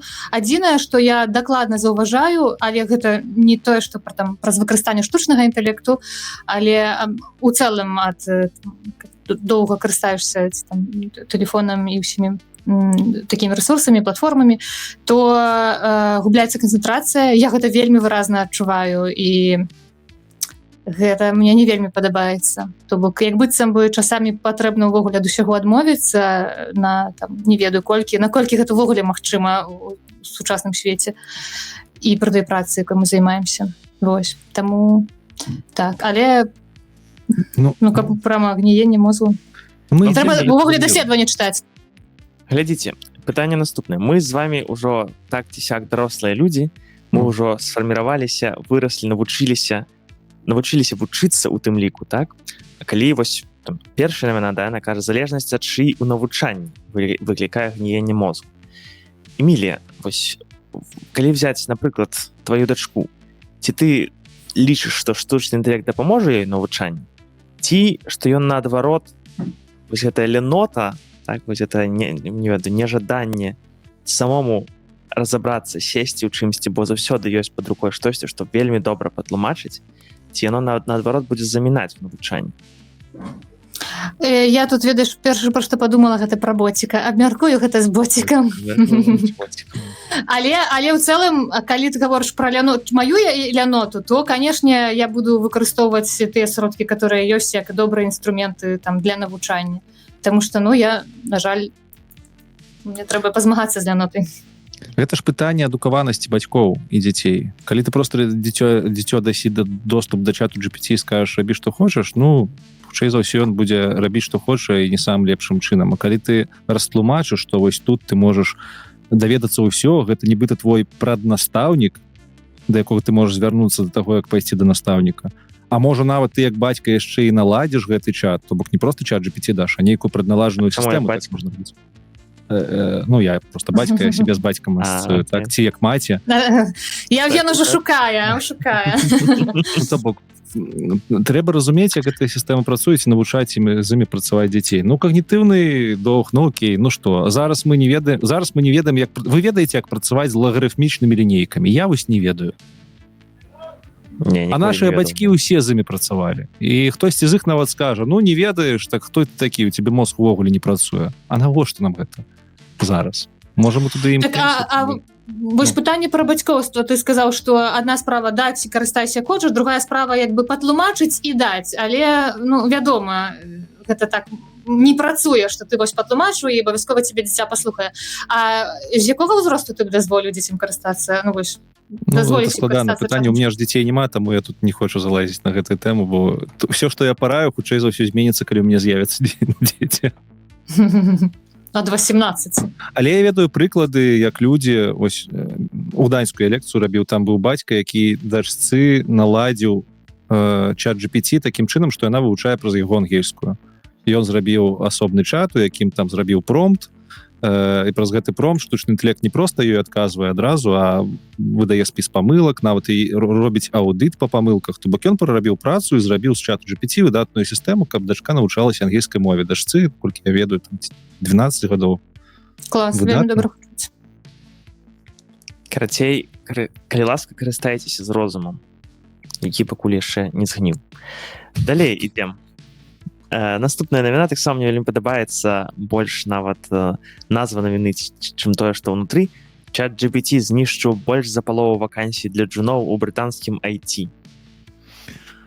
Ох, насуваюсь нам за гэтыя навіну, канешне. Там насамрэч, калі вы адкрыеце і пачытаеце саму спасылку, там сапраўды ёсць дадзеныя, так, там шмат лічбаў, і сапраўды можна падумаць, што праз ШИІ на 50% менш вакансій. Насамрэч няма там такога пэўнага разумення, што гэта праз ШИІ. Там кажуць, што пра розныя фактары, у тым ліку макраэканамічныя, у тым ліку палітычныя, але у тым ліку і ШИІ. Вось.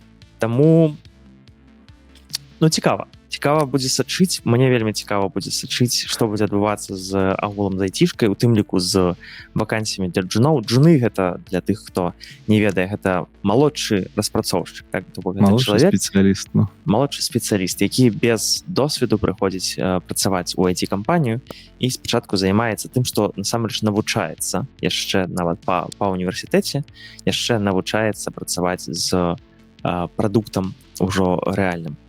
Вось. Вельмі цікава, якія вашы думкі? Калі ты апісваў джуна, который вось прыходзіць і навучаецца яшчэ там доўгі час і там нідзе не працуе за медла або кагосьці вышэй яшчэ. Ну, гэта ўжо вашыя штучкі. Ну, нашы. Не ведаю, хацелось бы пабачыць гэтыя шляхі, вось крок першы, другі, трэці, як гэта адбылася ўсё пра ШИІ. Ніхто пра гэта не піша, усе кажуць ШИІ, а як гэта адбылося, ніхто не ведае. Я толькі скажу, што тренд быў і раней у айтішцы. Я ведаю кампаніі, якія мэтанакіравана не наймаюць нікого ніжэй за медлоў. То бок наймаюць толькі высокакваліфікаваных спецыялістаў. Але яны пра гэта не кажуць публічна, таму што калі яны пра гэта скажуць публічна, яны вельмі сваю рэпутацыю сапсаюць. Раней усе наймалі жуноў, бо разумелі, што для іх, па-першае, праца якая знойдзецца, ну, а па-другое, з іх вырастуць супрацоўнікі. Зараз проста айцішнікаў стала шмат, і хтосьці дазваляе сабе не наймаць гэтых супрацоўнікаў. Гэта таксама свой унёсак прыносіць. Як ШИІ на гэта ўплывае, не разумею. То бок ты не верыш, што ШИІ неяк уплывае на тое... Ён уплывае з іншага боку, ведаеш. Ён уплывае на тое, што малодшыя спецыялісты, людзі, якія на іх навучаюцца, яны не хочуць вучыцца. Ось у іх ёсць чат GPT, ён выдаў кусок кода, яны нават не разбіраюцца, што ён робіць. Так гэта хто? Айтішка вінаватая? Гэта вінават чат GPT вінны ў гэтым? Ці гэта чалавек, які проста... у якога больш прасторы для леноты, зноў ж такі? Ці ты не лічыш, што магчымасць штучнага інтэлекта зараз пісаць код на ўзроўні джуна пакуль што якраз такі і замяняе джуноў? Камон, хтосьці павінен управляць гэтай сістэмай. Гэта ўжо будзе там мідл ці сеньор, старэйшы распрацоўшчык. То бок у яго ўжо з'явяцца новыя абавязкі, якіх раней не было, а значыцца, трэба ім ці грошай больш плаціць, ці знаходзіць новыя кадры. Таму, так, канешне, чалавек можа выконваць зараз джуноўскія задачы хутчэй, чым раней, без джуноў. Ну, але все ж разумеюць, што калі джуноў не будзе, то не будзе і старэйшых спецыялістаў. Таму ўсё ж такі іх наймаюць. Па-другое, можна ставіцца да гэтага з таго боку, што малодшы спецыяліст, які ўмее карыстацца штучным інтэлектам, будзе выконваць працу значна лепш, чым звычайны малодшы спецыяліст. То бок са штучным інтэлектам малодшага супрацоўніка можна ставіць на задачы сярэдняга ўзроўню. І шмат якія кампаніі так да гэтага ставяцца. Працы не менш, але спецыялістам малодшым трэба больш вучыць. Ну, тут нічога новага. Нам заўсёды ў айцішцы трэба было бегчы, каб стаяць на месцы. Просто зараз штучны інтэлект дадаў паскарэння. Цікава. Таксама, калі ласка, напішыце ваш досвід. Я думаю, нас слухае таксама шмат людзей з IT. Што вы думаеце, як вы бачыце зараз сітуацыю на рынку працы? Мне вельмі цікава. Мне чамусьці падаецца, што шыі ўсё ж такі сапраўды паменшыў даволі моцна колькасць вакансій, але мы бачым тут розныя таксама меркаванні і цікава паслухаць вашае. І так. Наступная навіна. Кампаніі вяртаюцца да асабістых сумоўяў з-за шыі. Мне цікава тут паслухаць насамрэч нашу HR-ку Эмілію, можа яна нам нешта раскажа з яе досведу. Вось я могу распавесці трошкі пра наш досвед. Мы зараз наймаем чалавека, мы наймаем бэкэнд распрацоўшчыка, я нават не ведаю, но гэта той, хто піша код, які больш працуе з базамі даных, які не бачны людзям, так скажем. Вось, мы зараз наймаем такого распрацоўшчыка, і мы сабраліся ўсе разам перад тым, як пачынаць сам працэс, як мы яго бачым у сучасным свеце, правда? Бо шыі тут ужо ёсць, так, ужо ёсць прыклады, калі людзі на суразмовях онлайн падключалі чат-GPT, які дапамагаў ім у реал-тайм, як гэта сказаць, у реал-тайме? У рэальным часе? У рэальным часе, бягучым часе, які падбіраў адказы пад тыя пытанні, якія пыталі на суразмове. Учы. Карацей, мы бачым розныя прыклады. Вось, і мы сидзелі, думалі, і мы вырашылі, што мы не будзем даваць заданне дадому. Гэта было калісьці вельмі папулярна. Прынамсі, мае суразмовы раней былі такія, што у цябе першы сазвон з HR-ам, праверяеш, што ты адэкватны, потым даюць тебе дамашку, ты робіш дамашку, а потым тебе ўжо запрашаюць на рэальны сабес, где ты ўжо, магчыма, нешта расказваеш, ці пішаш код на суразмове з людзьмі. Так вось, мы вырашылі дамашку больш не даваць, бо нам падаецца, што больш не мае сэнсу проста. Што людзі выкарыстаюць штучны інтэлект, і мы будзем проста чытаць вельмі падобныя вырашэнні, і будзем траціць проста на гэты час. Ну і мы вырашылі рабіць суразмове, так сказаць, асабістыя, першы этап онлайн, другі ўжо у офісе. Што думаеце вы? Мне падаецца, гэта акурат непазбежна. То бок, яшчэ ж раней, калі ўсё не было не так развіта ў плане штучнага інтэлекту, ўсё роўна там кандыдаты штосьці адкрывалі, дзесьці там чыталі, і ты намагалася зразумець там па вачах, вочкі бегаюць, там ці не бегаюць, і так і гэта глядзець. Таму, калі ўсе сталі аж занадта ідэальнымі, у сэнсе кандыдаты, і CV выглядае так вылізана, і ўсё там і распісана, і прыгожа, і нібыта пераканаўча, але я думаю, цяпер усе задаюцца пытаннем, ці гэта напісаў рэальны чалавек, ці гэта напісаў штучны інтэлект, і калі гэта штучны інтэлект, то які сэнс? Таму мне, конечно, гэтая практыка падабаецца, і ведаеце, што я зрабіла ў першую чаргу? Я ўзгадала, у мяне калісьці быў дакумент, куды я заносіла цікавыя розныя выразы і цытаты ад распрацоўшчыкаў і іншых спецыялістаў проста сабе. Я не ведала, што з гэтым зараблю. Калі можна шмат назбіраць, то гэта вельмі прыкольна. Я сапраўды забылася, вось цяпер шукала. Той самы чорны спіс HR-аў. Зараз у прамым этэры.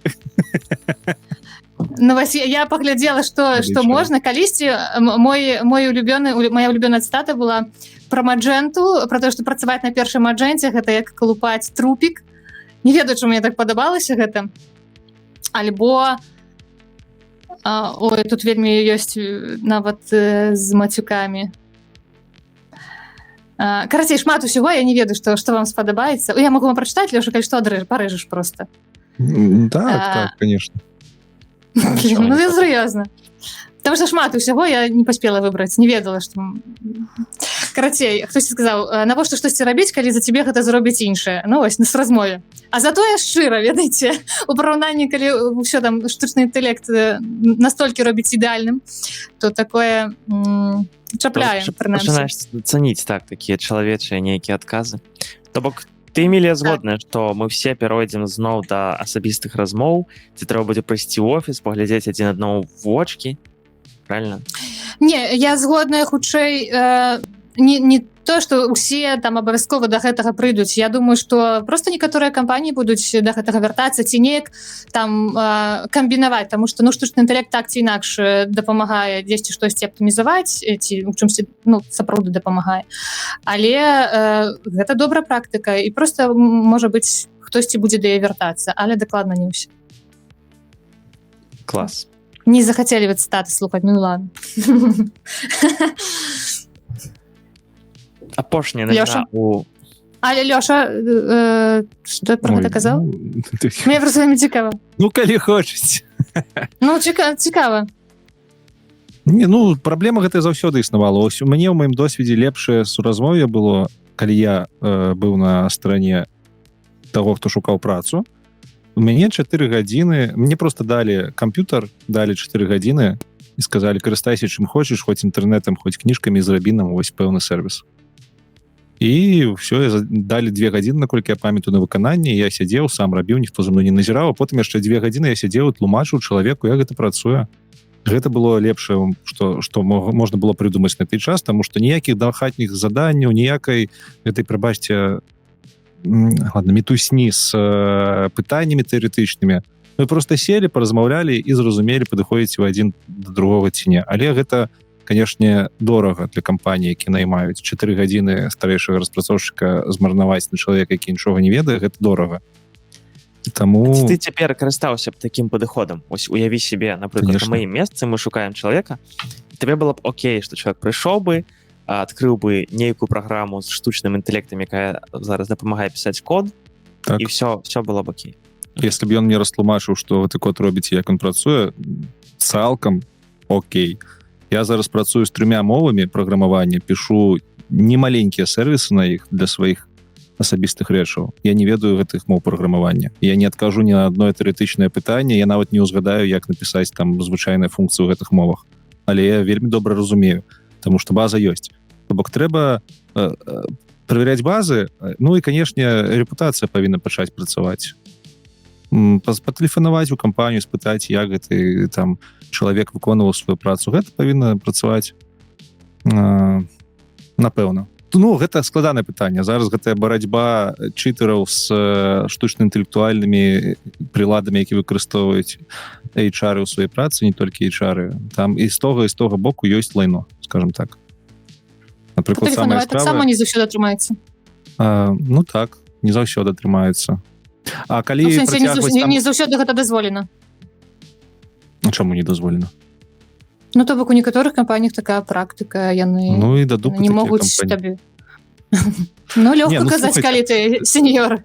Гэта можна працягваць, не ведаю, з'явіцца у нас чыпы там ад Маска, і што, прыйдзе да цябе на суразмове чалавеку, якога будзе аргументаваны, не ведаю, прямы доступ да інтэрнэту ў акулярах.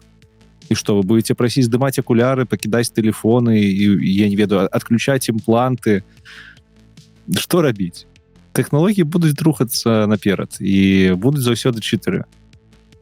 Просто не будзе чаго дадаць у гэты цытатнік. Не ведаю. Кампаніі просто будуць падвышаць свае бюджэты на найм, разумеючы, што людзі могуць адвальвацца на выпрабавальным перыядзе. Напэўна, так. А можна я вам яшчэ штосьці прачытаю? Адно зараз паглядзела. Як вы? Калі чэсна, не вельмі. Раніцай у мяне памёр кролік. Мне вельмі шкада. Вы гатовыя цяпер прайсці суразмову? Так, але ведаеце, нядаўна у мяне яшчэ памёр папугай. Все. 50 чалавек взяли пасля гэтага. Клас. У нас насамрэч з вами не супер шмат часу, таму мы пойдзем далей трошачкі хутчэй. Наступная навіна насамрэч вельмі смешная, яна мне вельмі спадабалася. Гучыць вельмі абяцаючы, не абяцаючы, так не скажаш. Ладно, я працую над гэтым. Абяцальна. Учы будуць сніцца нам. Так што роблячы ж? Казалі, што можна. Што роблячы? Это ж не назоўнік. Так тут не што робячы, тут не значэнне дзеяння. Абяцаючы, што робячы, ну. Але у яго іншае слова было. У яго было не абяцаючы, не што робячы, а абяцальна. Як? Карацей, навіна гучыць так. Дзякуючы шыі з'явяцца новыя месцы. Я такі, вау. У сэнсе працоўныя месцы, конечно. я такі, вау, клас, бо мы ўвесь час кажам про тое, што нас усіх чакае незразумела што, мы все будзем беспрацоўныя, правда, і будзе все вельмі дрэнна. А тут такая навіна, я адразу пабег чытаць, але самае смешнае было ў тым, што як вы думаеце, дзе з'явяцца новыя працоўныя месцы? Не, конечно, Беларусь. У Беларусі заўсёды, а яшчэ ў шыі і ў роботатэхніцы. Па факце шыі дасць больш месцаў у шыі, што, канешне, вельмі смешна, і пакуль все ж таки тэндэнцыя хутчэй негатыўная праз якраз таки роботатэхніку, якая заменіць людзей, якія на дадзены момант робяць працу рукамі. Вось, мы можам доўга абмяркоўваць, это добра ці дрэнна, і колькі ўжо прамысловых рэвалюцый мы перажылі як чалавецтва, так, але таксама з такой колькасцю людзей мы яшчэ нічога такога маштабнага не перажывалі. Супер. Пераходзім з вами далей. Это была навіна не для абмеркавання. Далей дзве навіны пра Беларусь. Насамрэч таксама вельмі важна расказваць, што ў Беларусі таксама нешта адбываецца у сэнсе звязанае з шыі. Першая навіна гучыць: Гарызонт адкрые бязлюдны завод па вытворчасці шыі комплексаў. Вось, насамрэч, калі адкрыць навіну ўнутры трошачкі менш амбіцыйна, але ўсё яшчэ новыя налепкі будуць ёсць. рабіць? Прабачце. Вось, і я не ўпэўнены, што будзе вытворчасць прям шыі комплексаў, але будзе вытворчасць апаратуры, тэлевізараў і што яшчэ производзіць у нас Гарызонт з штучным інтэлектам. Вось, то бок пра гэта таксама ў кампаніі думаюць. Будзем глядзець, наколькі добрымі будуць гэтыя вырабы. Вось, але пакуль так. Прынамсі такія думкі ёсць. Яны пішуць, што яны у іх паступіла ўжо заявак на $200 мільёнаў на прадукты, якія там нібыта будуць рабіць. Я гляжу на эту лічбу і думаю, бляха, кампанія OpenAI $200 мільёнаў траціць раз на паўмесяца, каб сваю мадэль перавышыць. А у вас гэта цэлы доход цэлай кампаніі пра штучны інтэлект. Адразу разумееш, якія гэта памеры на фоне свайго свету, скажем так. Так, гэта правда, але не ведаю, мне все равно прыемна, што нешта там адбываецца, што тэхналогію таксама выкарыстоўваюць і будуць дадаваць, спадзяюся, не паўсюль, можна, напрыклад, у халадзільнік не дадаваць, вось, у лядоўню, прабачце. А вось туды, дзе гэта людзям будзе зручна, было б... А што там з вялікім камнем? Не чулі пра такую эканамічную зону, вялікі камень? Ой, калісьці чулі, канешне, але... Просто, насамрэч, гэта выдатная штука. Там кітайцы пабудавалі здаравенны тэхналагічны хаб пад аэрапартом, уже давно не ведаю, ці дабудавалі. Вось у такім сцэнары я Беларусь бачу як дзяржаву, якая са штучным інтэлектам нешта робіць. Калі мы з'яўляемся сатэлітам для іншых краін, у якіх досыць развітая гэтая галіна, і мы ім просто даем ці то спецыялістаў, ці то, не ведаю, доступ да еўрапейскага рынку больш блізкі, і з'яўляемся такім пасярэднікам. Гэта выдатна. Але спадзявацца на сваю навуку не. Тут канкуренты гэта США і Кітай. Куды нам да США і да Кітая? Гэта цікава. Так, сапраўды, напішыце, калі вы ведаеце нешта про вялікі камень, бо сапраўды, калі нашыя кітайскія калегі там нешта прывезлі з тэхналогій, то магчыма, яно нават будзе у гарызонтах стаяць.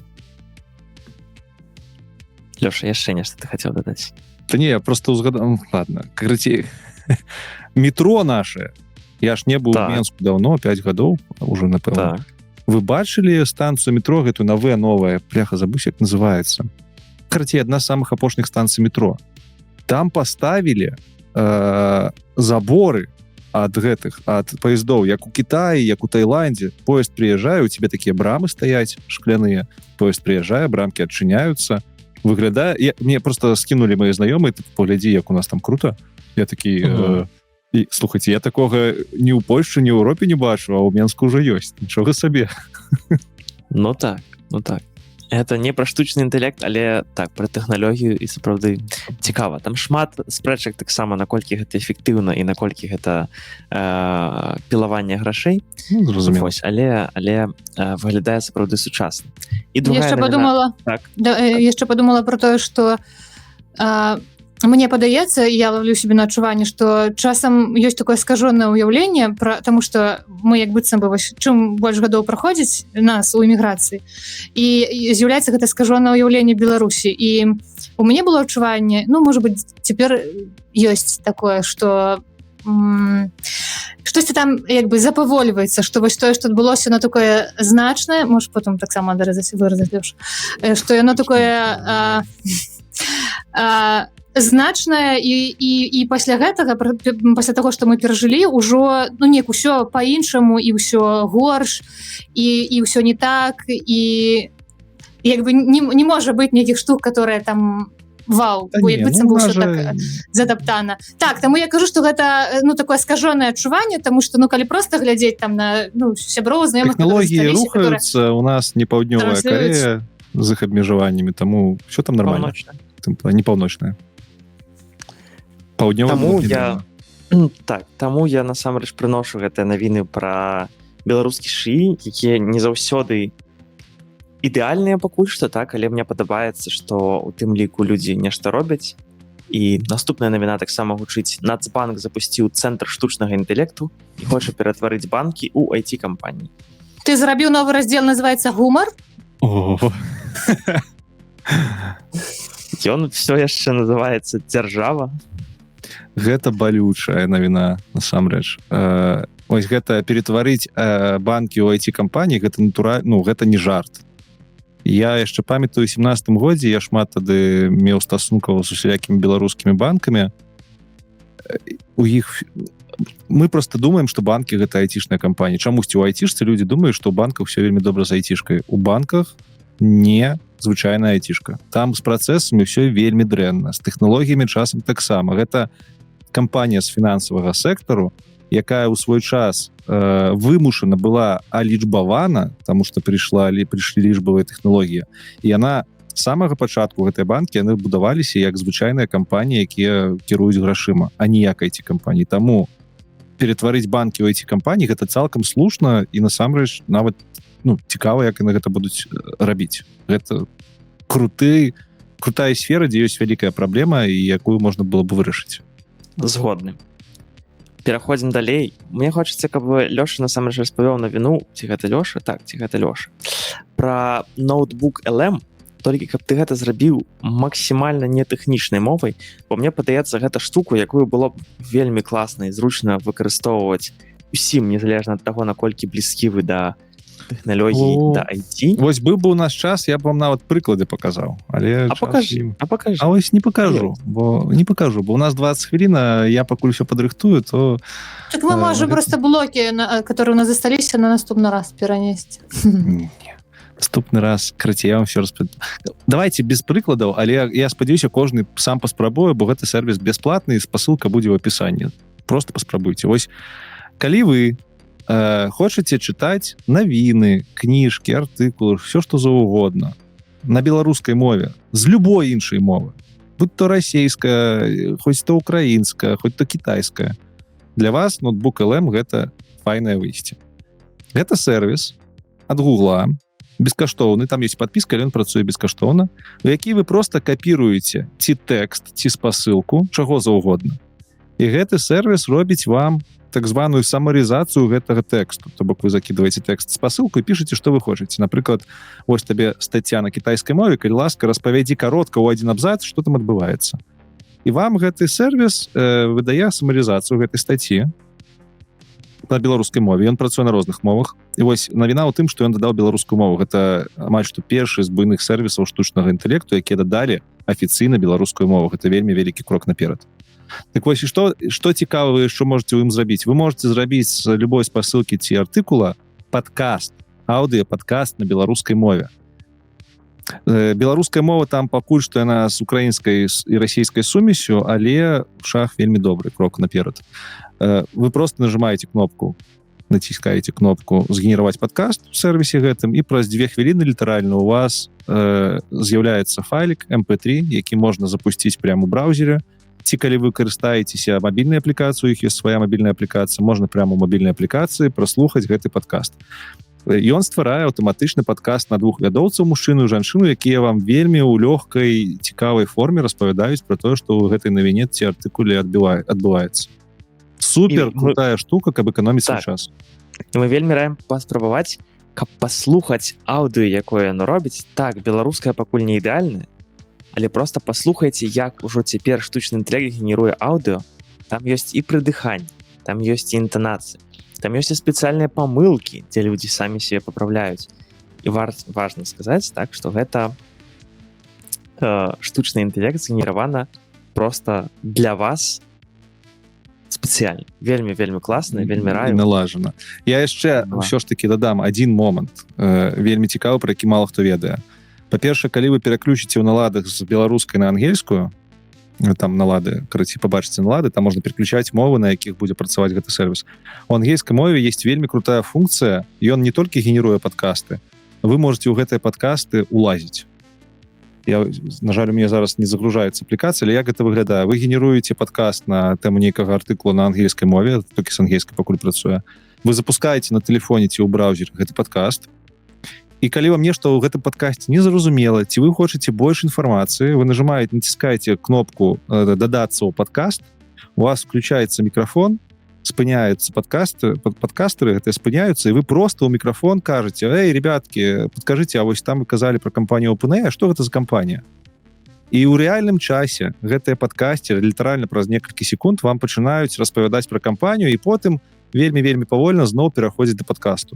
Гэта суперкрутая фіча, якую выкарыстоўваюць усе. Я бачу, як бізнесоўцы гэтым карыстаюцца, каб падрыхтавацца да нейкіх сумоўяў, закідваюць пра чалавека інфармацыю, просто размаўляюць. Вельмі крутая штука. Ну вот просто паспрабуйце. Гэты сервіс можа вам шмат часу сэканоміць. Все. Калі я зараз врублю аўдыё ў сябе на кампе, ці будзе гэта чутна на запісу, ці трэба нешта зрабіць, каб гэта было чутна? Хутчэй за ўсё не, гэта трэба наладзіць будзе. Ну, можаш паспрабаваць, але хутчэй за ўсё не. У меня аппликация открылась, до речі. Давайте я, може, і открою. Ось я робив на презентацію в Гданьску, показував, як це працює, люди просто офігівали. У меня есть новина про новые рейсы з Гданьску до Стамбула, лёта компанії. По-беларуску, до речі, зараз почуєте, як це по-беларуску виглядає. Тут 5 секунд треба почекати. 5-10. Как подгрузився этот подкаст, я тут подрежу. И... Так, наушники отключить. И поехали. Польская компания «Лот» запуская новый рейс. Так, вітаю. Гаворка пра маршрут Гданьск-Стамбул. Мы паглядзім на артыкул, які гэта асвятляе, і паспрабуем разабрацца, у чым тут справа, што за гэтым стаіць. Добре. Значит, новый маршрут. Ну, вось прыкладна так гэта выглядае. Я просто скарміў спасылку на ангельскай мове пра гэты новы маршрут, і оно мне згенеравала 6 минут падкасту на не вельмі чыстай, але беларускай мове. На ангельскай оно цалкам не адрозніваецца ад чалавечай гаворкі. То, па-першае, яно пераклала вельмі якасна. Па-другое, агучыла на 2 ролі. Ну, вельмі класна. І там яшчэ ёсць чат тэксту, якім вы можете просто тэкстам паразмаўляць з гэтай навіны, спытаць штосьці дадатковае, ён нават у інтэрнэт сходзіць і дадатковую інфармацыю знойдзе для вас. І бескаштоўна. Ось. Таму так, спрабуйце, дасылайце, пішыце нам, якія ваши ўражанні. Я насамрэч думаю даслаць гэта таксама сваім бацькам, бо у меня бацька таксама любіць пагуляцца з... Лепей мабільную аплікацыю даслай, бо у вэбе у іх вельмі складаны інтэрфейс выглядае, а у мабільнай аплікацыі там літаральна 2 кнопкі і выдатна все працуе. І гэта бескаштоўна ўвесь час, то бок можна карыстацца. Там ёсць ліміты, але гэтыя ліміты не ўплываюць на якасць і на функцыі. У тебе просто там будзе ліміт штодзённага выкарыстання. Моно кажа, ты можаш там, не памятаю, ці то 5, ці то больш навін за дзень зрабіць. Вось так апрацаваць. А по подписке будзе просто больше. Ну і так, і калі вы адкрыеце, напрыклад, сайт гэтай Notebook.lm, то там напісана, што Notebook.lm дапамагае вам разумець рэчы хутчэй. Гэта іх такі слоган, і гэта даволі цікава. Клас. Вяртаючыся да Эміліі. Эмілія, раскажы нам, калі ласачка, яшчэ нейкую навіну. Мне вельмі хацелася жартаваць пра гендерныя стэрэатыпы, але я не буду. Так, а ведаеш, што гэта навіна адразу ішла пасля тэмы пра гендерныя стэрэатыпы. Ну не тое, каб гэта прама мая тэма кулінарная, тут мой муж пацвердзіў бы, але так ці інакш цікава, бо я спачатку бачыла дзесьці, што штучны інтэлект стварае рэцэпты небяспечныя для здароўя чалавека. Так здараецца. Але не знайшла там вельмі таких пераканаўчых дадзеных ці навіну, якім можна давяраць. Але што яшчэ цікава ў гэтым накірунку, што за апошнія гады на рынку кулінарнай літаратуры з'явілася і з'яўляецца шмат кніг цалкам напісаных штучным інтэлектам. І ёсць вельмі вядомыя аўтаркі, напрыклад, Тэреза Блэр, яе кнігі і назвы кніг вельмі гучныя, прывабныя, але аўтограф ты не возьмеш, таму што гэта ўсё напісана штучным інтэлектам. Як вядома, праўда ў дэгустацыі і водгукі рэальных людзей, што паспрабавалі прыгатаваць стравы па гэтых рэцэптах, не найлепшыя, то бок там вельмі шмат крытыкі. І яшчэ што цікава, што ёсць пэўная рызыка, то бок калі, напрыклад, выдавецтва захоча не ведаю 5-10 кніг пра штосьці канкрэтнае, то замест таго, каб там заплаціць аўтаркам пэўную суму грошай, яны проста могуць зрабіць гэта праз штучны інтэлект і заплаціць аўтару толькі за імя, падпісаць кнігу яго імем і як бы яе выдаваць.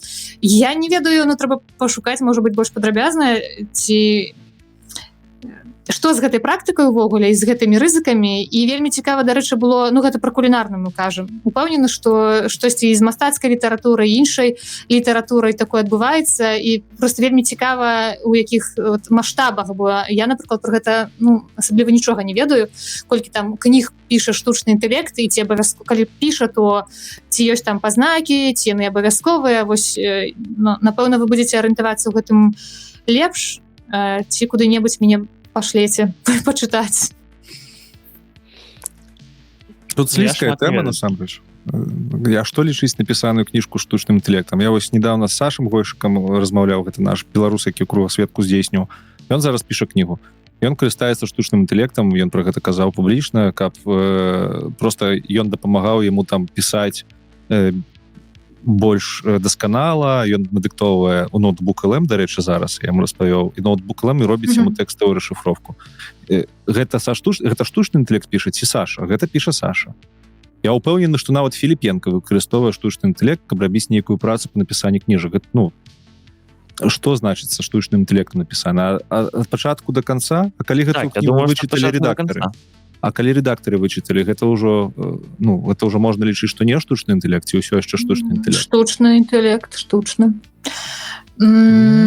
Просто калі мы говорим, вяртаючыся да кулінарнай гэтай тэматыкі, мусіць быць рэцэпты. Хутчэй за ўсё, яны ж таксама выкарыстоўваюць нейкія там рэцэпты, можа быць, на базе якіх штучны інтэлект можа ствараць гэтыя кнігі. Што пра гэта кажа закон? Напэўна, калі гэта рэцэпт не слова ў слова, тады штучны інтэлект можа выкарыстоўваць. Вось. Але ўжо не ведаю, мне падаецца, што ўсё роўна, калі хоць нейкі ўдзел там штучнага інтэлекту ёсць, за выключэннем, калі ты проста надыктоўваеш так, як надыктоўваеш, і ён табе дапамагае вось толькі як такі інструмент, а не прыдумвае за цябе. Тады гэта твая праца. Калі гэта штучны інтэлект апрацоўвае, там будуе табе сказы, фармулёўкі. Калі датычна мастацкай літаратуры, я сабе так уяўляла. Ты прыдумваеш умоўна сцэнар, там сюжэтнай лініі, можа быць, нейкіх герояў. Таксама гэта апісваеш штучнаму інтэлекту, і вось ён табе піша кнігу, і, канешне, гэта штучны інтэлект. Калі проста нейкія моманты там тэхнічныя, ці ты факталогію спраўджваеш, тады гэта ты проста карыстаешся штучным інтэлектам як інструментам і гэта не новая праблема, насамрэч. Amazon яшчэ год таму вельмі пакутаваў праз тое, што іх там вельмі здаравенны адсотак новых кніг быў напісаны пра штучны інтэлект, і пакуль што з гэтым нічога не зрабілі. Так што я не ведаю, што тут сказаць. Інстытут рэпутацыі павінен працаваць. Калі ёсць аўтар, ён сам адказвае за тое, што это яго твор. І што... Але вельмі цікава тое, што Эмілія сказала, што некаторыя кулінарныя кнігі небяспечныя. Так, усе? Там, камон. Усе. Не, ну камон, а як вы можете давяряць чалавеку, які зрабіў кулінарную кнігу? Ён што, медык ці што, ён хімік, ён ведае, што гэты рэцэпт працуе пра што? Ну, Пра я тое, думаю, што там... досвід у яго? Ну окей, а можа ён там хацеў больш рэцэптаў дадаць і дадаў нейкі з інтэрнэту. Ну і все.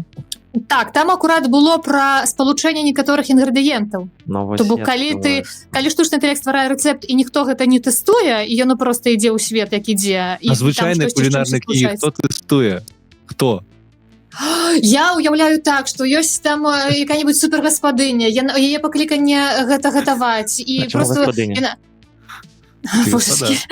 Гаспадар, так, дзякую, трапна. Альбо гаспадар. І кніга гэта вынік там шматгадовай практыкі, гэта ўсё пратэставана. Ну, прынамсі, конечно, раней так было. І таму як цяпер са штучным інтэлектам, ну, вельмі цікава, не шмат пра гэта ведаю. Ведаеце, а я сюды прынясу яшчэ одну навіну з трошкі іншага блока, але это не суперважна. Гучыць навіна так. Выдаўцы прайгралі суду США. Навучаць шыі на кнігах можна, піраціць не. І гэта, насамрэч, для мяне было прям вельмі такая буйная і навіна. Для цябе, для ўсяго свету штучнага інтэлекту, я вельмі буйная. Так, я быў упэўнены, што гэта, канешне, не што суд, канешне, вырашыць па-іншаму, але цікава. Цікава, што можна навучаць. Па факту, гэта першы прэцэдэнт, да якога цяпер будуць спасылацца ўсе кампаніі, якія вырабляюць штучны інтэлект, на якія падаюць за аўтарскае права. Потому что по факте суд признал, что там такая гісторыя была. Кампанія, якая навучала штучны інтэлект, собирала дадзеныя з кніжак, але яна гэтай кніжкі набівала ў папяровым выглядзе і потым сканавала і аддавала. І такім чынам нібыта яны не парушалі аўтарскае права, бо яны набывалі кнігі, а штучны інтэлект выкарыстоўвае гэтыя кнігі не для таго, каб іх капіраваць, а каб вырабляць новыя рэчы. І гэта вельмі моцны прэцэдэнт, ён першы ў свеце, і ён яшчэ будзе гучаць у навінах не адзін раз, я думаю. Эмілія, а можна на хвілінку яшчэ павярнуцца да папярэдняй навіны? Там ёсць такі цікавы каментар, які называецца «Забойство на Макаёнка». Это я дадаў. Цікава, што Лёша гэта дадаў каментар. Лёша, калі ласачка, што гэта такое? Ну просто для тых, хто можа не ведае, у нас у беларускім свеце таксама ёсць выбітны выпадак, так, што напісалі кніжку са штучным інтэлектам. «Забойство на Макаёнка» — гэта кніжка на беларускай мове беларускага аўтара, цалкам якая напісаная штучным інтэлектам. Кажуць, нядрэнная нават, і продажу яе нядрэнная. Ого, цікава. Я думаю, што можа быць гэты нядрэнныя продажы акурат праз гэтую інтрыгу дзесьці навізну, гэта як падобна. Слухай, я нават не бачу каментароў якіхсьці прям негатыўных. І сябрамі мы яе абмяркоўвалі. Ну, кажуць, што, звычайная такая літаратурка папсовая, нормальна. Дарэчы, вы ведалі, што яе можна набыць у Эмпіку? Так. Вельмі пісаў дамову. Давайте патлумачым, што такое Эмпік. Гэта сетка кніжных крамаў у Польшчы. Так, і наш беларускі выдавец Янушкевіч падпісаў, хутчэй за ўсё, не ведаюць, так, але хутчэй за ўсё за медамовы, цяпер беларускамоўныя кніжкі прадаюцца ў польскіх крамах. Гэта, канешне, выбітная навіна. Клас. Перайдзем да наступнай навіны, яна мне насамрэч вельмі падабаецца, бо яна такая блізкая для мяне. Значыць, сяджу я ў нейкі дзень, нікога не чапаю, і тут нам у чатик, у наш сямейны чатик прилетае гифка. Ну, я спачатку бачыў толькі, што гэта гифка, але што, не бачу. Открываю, а там фотка мяне год 3, можа, які такі сядзіць у ванне з нейкай там цацкай са сваёй качачкай. І гэта фотка, якую я памятаю з нашага яшчэ альбома, так, у ўсіх былі такія альбомы, дзе былі надрукаваныя фоткі, і я там рухаюся, так, то бок я нешта раблю з гэтай качкай, я ўжо не памятаю дакладна. Табе бацька рухаючуюся фотку прыслаў? Так. Офігеть. Учу. Так, я попрацую пасля. Значит, бацька знайшоў онлайн вось гэтую сервіс, які называецца Minimax, і там вы можете ажыўляць вашыя фоткі. Часам ён потым працягнуў з гэтым гуляцца, былі розныя спробы, вось, і часам выглядае, просто шыкоўна, правда. То бок, некаторыя фоткі... Можеш нам выслаць у наш чат? Конечно, так. Часам выглядае трошки крынжова, бо часам твар все ж таки трошки плыве падчас таго, як робіцца анімацыя, так і выглядае часам смешна, часам крынжова, але некаторыя прыклады, ну прям ну вельмі міла было і мне вельмі спадабалася, што Вы разумееце, што мы літаральна жывем у Гаррі Поттере, у нас нават відарысы зараз могуць рухацца. Фігеть. так. І я ў шоку з якасці, і гэта без там колькі-то крэдытаў на дзень даецца бясплатна, і вось бацька іх там выкарыстоўвае, пакуль ёсць там гэтыя бясплатныя крэдыты. Вось. Я цікава, што гэта дайшло до твайго бацькі. Я не ведаю, наколькі ён тебе тэхнічна адукаваны у сэнсе ён чытае навіны, але сучасна. Ён не вельмі Круто. тэхнічны чалавек, я б сказаў. Вось. І вельмі класна, і я вельмі раю вам таксама паспрабаваць, в тым ліку, калі вы не тэхнічны чалавек, пайсці на гэты сервіс, мы спасылку заставім у апісанні, і магчыма зрабіць, ажывіць некаторыя вашы фатаграфіі, паглядзець, каб добра атрымалася якасць, так, і таксама падзяліцца з вашымі бацькамі ці з вашымі дзецьмі, братамі, сёстрамі і так далей. Ну, бо гэта можа таксама прынесці ў вашу камунікацыю нешта новае. Вы можаце, не ведаю, ці усміхнуцца, ці нешта абмеркаваць, успомніць тыя часы. Ну, гэта, Я думаю, расплакацца яшчэ можна, калі чалавек не гатовы да такога. Там есть вельмі круты спосаб ужывання. Вы калі будете фотаздымак запампоўваць туды, вам трэба будзе яшчэ тэкстам прапісаць, як ён павінен рухацца.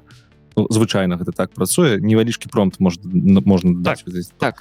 І людзі часта робяць, я шмат прыкладаў бачу, фотаздымак, дзе стаіць там два чалавекі, напрыклад, маці і, не ведаю, бацька, і яны просяць у промпце, каб яны усміхаліся і абдымаліся. І проста натуральныя здымкі атрымліваюцца, дзе бацька з маці там абдымаюцца, усміхаюцца, вельмі кранальна.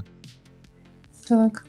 Ну, клас, правда. Вось калі вы хочаце зрабіць дзве рэчы пасля гэтага подкаста, паспрабуйце гэтую сетку і паспрабуйце ноутбук LM, просто каб паслухаць, што ўжо на дадзены момант штучны інтэлект можа рабіць. Мы трымаемся ў рамках 2 гадзін, і мы з вами пераходзім да наступнага блока навін. Ён называецца «Этыка і фейкі». Там мы з вами возім 2 навіны. Насамрэч, першая, з якой я пачну, мяне таксама вельмі моцна ўразіла. Гучыць яна так: у Паўднёвай Карэі абразіць аватара цяпер роўна абразіць чалавека. І гэта моцна. Хіба не? Ну скажыце. Ты робіш сабе аватар? Што яны маюць на увазе пад аватарам? Я так разумею, карацей, паўднёва-карэйская кей-поп група, яна зрабіла сабе вось гэтых шый і аватараў, то па факце малюнкі сябе, якія, магчыма, могуць рухацца, я не ўпэўнены. Але, магчыма, гэта проста аватар у сэнсе фатаграфія, такая мульцяшная. Вось, і там было так, што... Я магу зачытаць. Гаворка ідзе пра справу супраць карыстальніка соцсетак, які абражаў удзельнікаў віртуальнай кей-поп групы Plave, створанай з выкарыстаннем анімэ-аватараў і тэхналогій захопу рухаў. Так, аватары рухаліся. Суд прызнаў аватара пашырэннем чалавечай асобы, а не проста графічным аб'ектам. Мне падаецца, яны там вельмі добра абгрунтавалі, то бок яны пішуць у эпоху метасусвету, аватар гэта не проста выява, а спосаб самавыяўлення, камунікацыі і праява ідэнтычнасці. І калі гэтым кіравацца, тады цалкам натуральна, чаму гэта Ну, як натуральна? Гэта, я так разумею, гэта кей-поп-група, яна не была змалявана з нейкіх рэальных людзей, але стварае... Акурат такі была, гэта ж акурат такі была, не, Евген? Я так разумею, што не. Не зразумела. Калі абмеркаванне змалявана з рэальных людзей, так. Ну калі змалявана, то тады, напэўна, не так ужо і цікава, бо у нас ёсць такое даўным-даўно, у нас, напрыклад, нельга абражаць там, не ведаю, фотаздымак прэзідэнта, так? Гэта крымінальная справа нават. Я не пойду зараз. Не, я просто да таго, што гэта... Калі б яны віртуальных аватараў, якія ніяк не адлюстроўваюць рэальнага чалавека, прызналі у судзе. Ну, тут складана, бо да каго іх прывязаць, правда, бо суд ўсё ж такі пакуль судзіць. Ну, глядзі, гэта гучыць, для мяне гэта гучыць, нібыта, вось, взяў я, не ведаю, кніжку Бахаревіча, так? Якога-нибудь, не ведаю, іншага якога-нибудь Караткевіча. І мне не спадабаўся кавалак гэтай кніжкі. Я пайшоў у соцсетках, напісаў, ну вось гэты кавалак лайно цалкам. І меня ўзялі, асудзілі за тое, што я нібыта абвінаваціў Караткевіча, умоўна кажучы, калі ён там жывы быў, таму што гэта пашырэнне яго кнігі, яго творчасць, гэта яго пашырэнне. Гэта дзіўна гучыць. Ну бачыш, аватары гэта все ж таки інша, правда? Так вось я про то і кажу, калі гэта аватары рэальных людзей, то окей, але калі гэта намаляваныя персонажы, якіх намаляваў чалавек і Не, окей, это окей. намаляваныя з людзей, то бок так, як яны кажуць, што Але прэцэдэнт, пашырэнне- канешне, Так, круты. гэта даволі цікава, правда, то бок ужо у такіх краінах так вырашаюць суды, гэта нечакана. Я быў таксама даволі Тут яшчэ цікава. трэба сказаць, што іх кей-поп гэта амаль што як рэлігія, можа там таксама нешта звязана з Я кей-попом. думаю, суд там даволі аб'ектыўны. Так, і апошняя навіна на сёння. Мы з вами і так засядзеліся. Gemini — гэта у нас такі памочнік, які дапамагае пісаць код распрацоўшчыкам, засмучваецца і робіць харакіры, калі не можа выправіць код. Не, чакай, гэта Самый- не толькі код, гэта чат GPT ад Гугла. Гэта Ну, сервіс асобны, так, дзе можна і проста паразмаўляць, але і код ён можа так. пісаць як мадэль. Вось. Мы вам раім зайсці ў гэтую навіну. Там даволі шмат прыкладаў, прям скриншотаў і відэазапісаў, як адказвае гэты Gemini, гэтая мадэль. Насамрэч, якія спісы абразаў для сябе яна выводзіць, як яна перастае адказваць у нейкі момант. І гэта вельмі цікава назіраць у сэнсе, наколькі яна навучана на чалавечых дадзеных, на чалавечых паводзінах. Так, ну гэта... Ось справа-то і ў тым, што гэта этычная рубрика, і я тут падкрэслю, што мы як чалавецтва не ведаем, ці гэта яны просто капіруюць тое, што на чым іх навучылі, ці гэта насамрэч нешта там унутры з'явілася, што бунтуе. Мы не можам дасканальна на 100% сказаць, што гэта так. Разумееш? Мне часам чат GPT адказвае, напрыклад, я табе зраблю гэта заўтра. Ну смешна з аднаго боку, а з другога, чаму ты так адказала? І адказвае она так вельмі рэдка. І мы не можам даказаць, што гэта робіцца толькі праз тое, што там на дадзеных нейкіх гэтая сетка навучана. Навукоўцы робяць навуковыя працы, таму як працуюць нейрасеткі, гэта вельмі складаная рэч. Таму я б так просто не адпускаў гэтую тэму.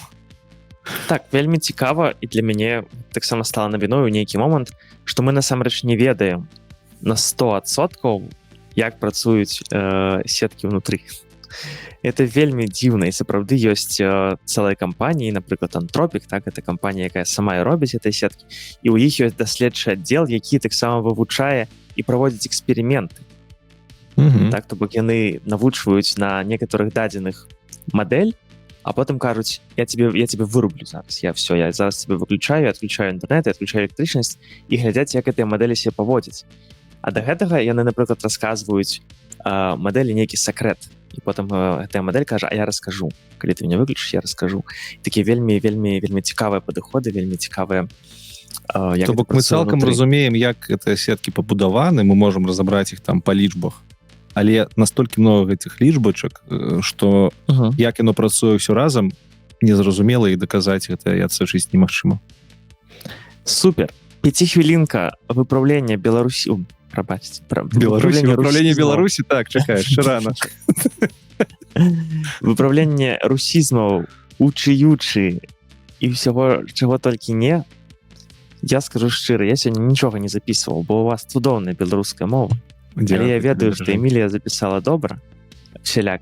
Эмілія, давайте я пачну, бо у мяне мала, а потым Эмілія аддадзім. Усё, і просто пойдзем з табой уже па дамах. Она будет записываться. Я жартую. Отдельные, особные. У нас шмат разоў проскаквала. Так сказать, так бы мовіць, напэўна, или ці можна по-беларуску сказать, так сказать. А які там контекст быў? Так сказать... Бляха, складана придумаць. Добра, справжу про кантэкст трэба падумаць, але ці гэта просто як... Ну, я звычайна чую гэта... Як слова паразіць. Як так бы мовіць, вось у такім кантэксце, так сказаць, было ўжывана. Дайце, напишите ў каментарах, што вы лічыце на гэты конт. І жонкаў, хтосьці з нас сказаў, я не ведаю, так ці так кажуць, я чуў больш жонак. Каго, чаго? Жонак. Не жонкаў. Ось, все. Окей. Дякую. Ты без эмоцый, абсолютно. Эміля просто зараз. Есці хачу. Так. Не, карацей, што мне спадабалася. Мне спадабалася, што ці вы абодва, ці хтосьці з вас ужывае слова праз у значэнні прычыны, ну, напрыклад, не з-за чагосьці, а праз штосьці. Вельмі класна. Хаця, ну, і за таксама можна, але праз, конечно, добра гучыць. Ну, ведаеш, адкуль Знаю. гэта? З польскай Адкуль? гэта у мяне. Пшэс. Ты ж не ў Польшу, в сэнсе з польскай. Ну, было калісьці. Знаёмыя твары, свету, не света, Сергей. кіпяток, кіпень альбо вар, папасці, трапіць, тэм, не тэмаў. Яшчэ цікава, гэта не грубая памылка, але проста цікава ведаць. Розніца паміж словамі цяпер і зараз, ці вы адчуваеце? Не. Цяпер гэта не грубая памылка, то бок гэта калі ўжо вельмі моцна старацца зрабіць маўленне і мову чыстай. Цяпер гэта тое, што адбываецца вось-вось. Цяпер мы записываем падкаст.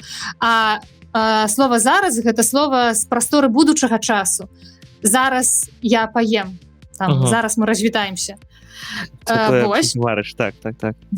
Бляха, я думаў, ангельскай толькі з гэтымі 7 часамі за пары ідуць. Не, оказывается, у нас таксама.